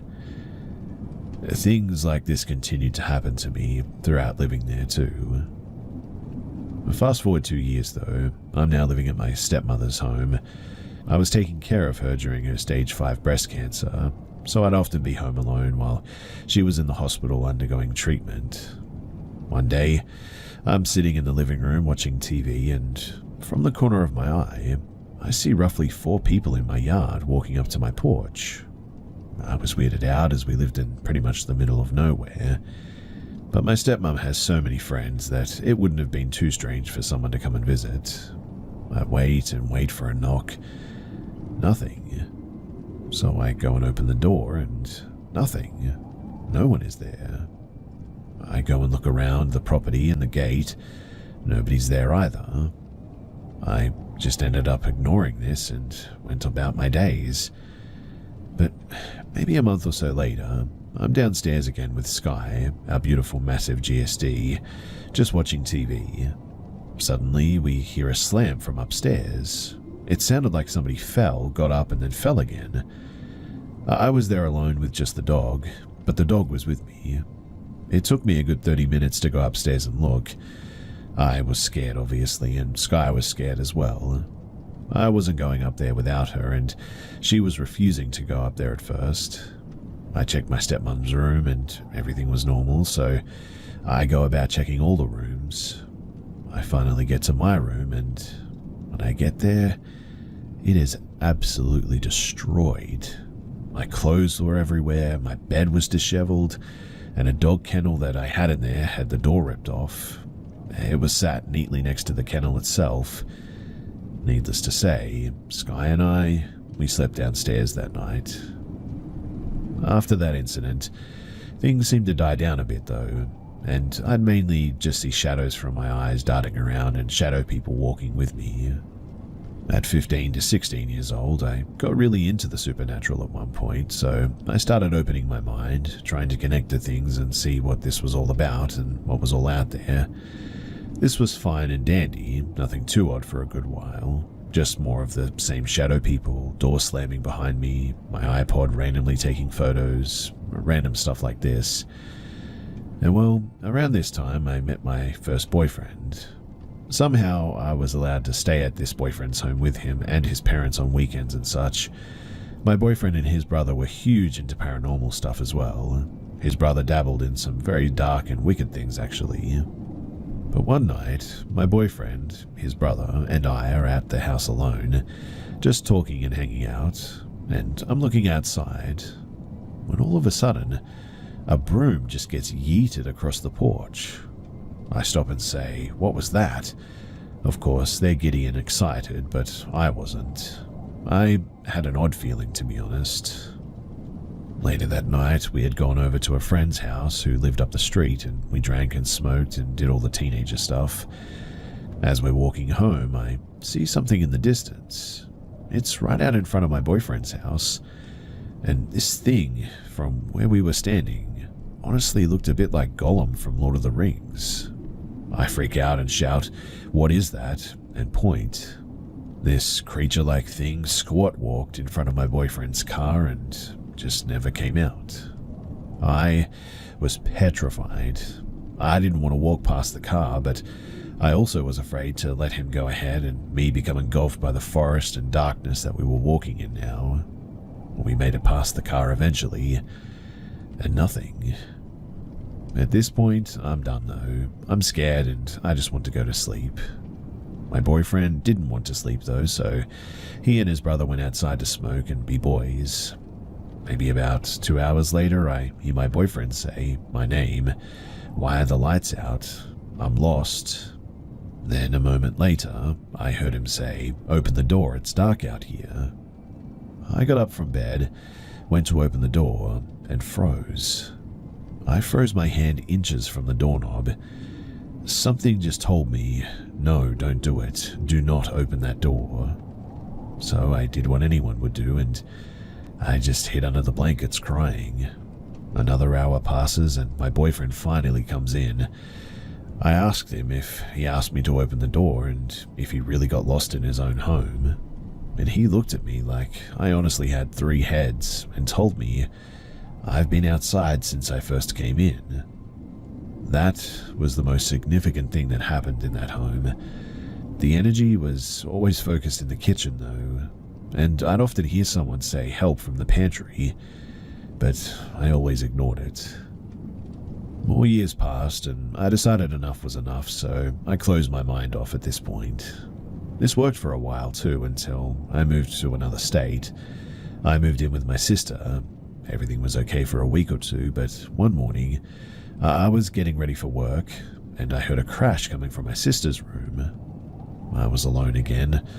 I went into her room to see what it was, and she had a clock on the floor that she was fixing. It was leaning against the wall, no batteries, one hand missing, and the remaining hand was violently spinning. At this point, I'm in my 20s, and I just left. I slammed the door and I just go back to business. Then one day, she opens up to me about some weird things that have been happening around the house. So I suggest that we set up some cameras and, man, it did not disappoint. We caught a hand appearing and disappearing on her couch, as if it was changing the TV channel. Then we caught the couch being hit, the computer flashing on and then immediately shutting off, and something falling in the laundry room. This activity eventually calmed down as I told her that we need to stop and do something about it. Another year passes and I got my first house. Everything seemed great, no bad vibes or anything. For the first few months of living there, everything was good. Then one day, I'm sitting in my living room and I hear voices in my basement. I just said nope, and I didn't check. Instead, I got a security system installed on all doors and windows, with cameras watching the outside.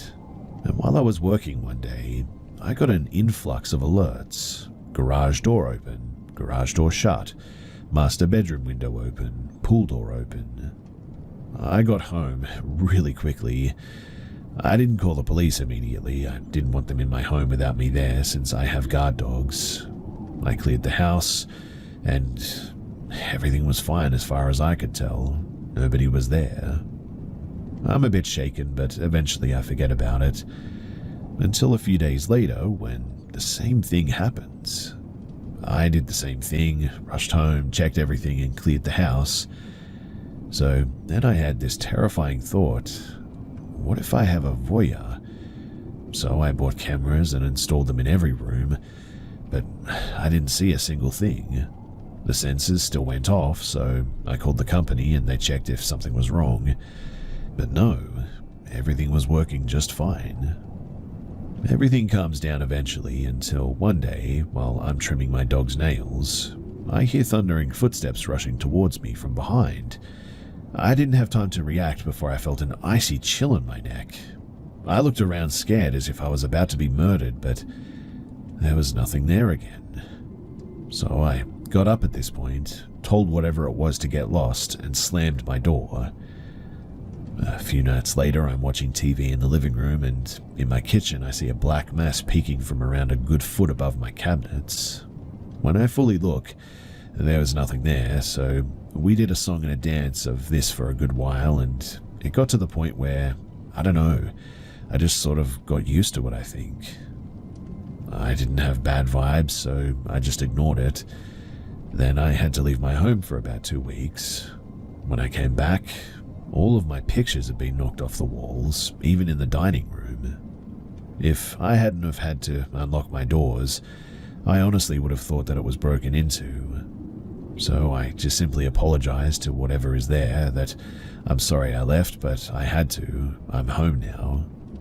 Everything was good for a while until one night, I was woken up. I'm in pure terror. Something is definitely in my room and I can feel it. It's a horrific energy. I didn't dare look. I kept my eyes closed the entire time. That was maybe a month or so ago now, and I haven't experienced anything since. Obviously, I have many more stories, but these are the ones that pop out to me the most. If anyone has any thoughts on what this could be, or if it's something that's attached to me,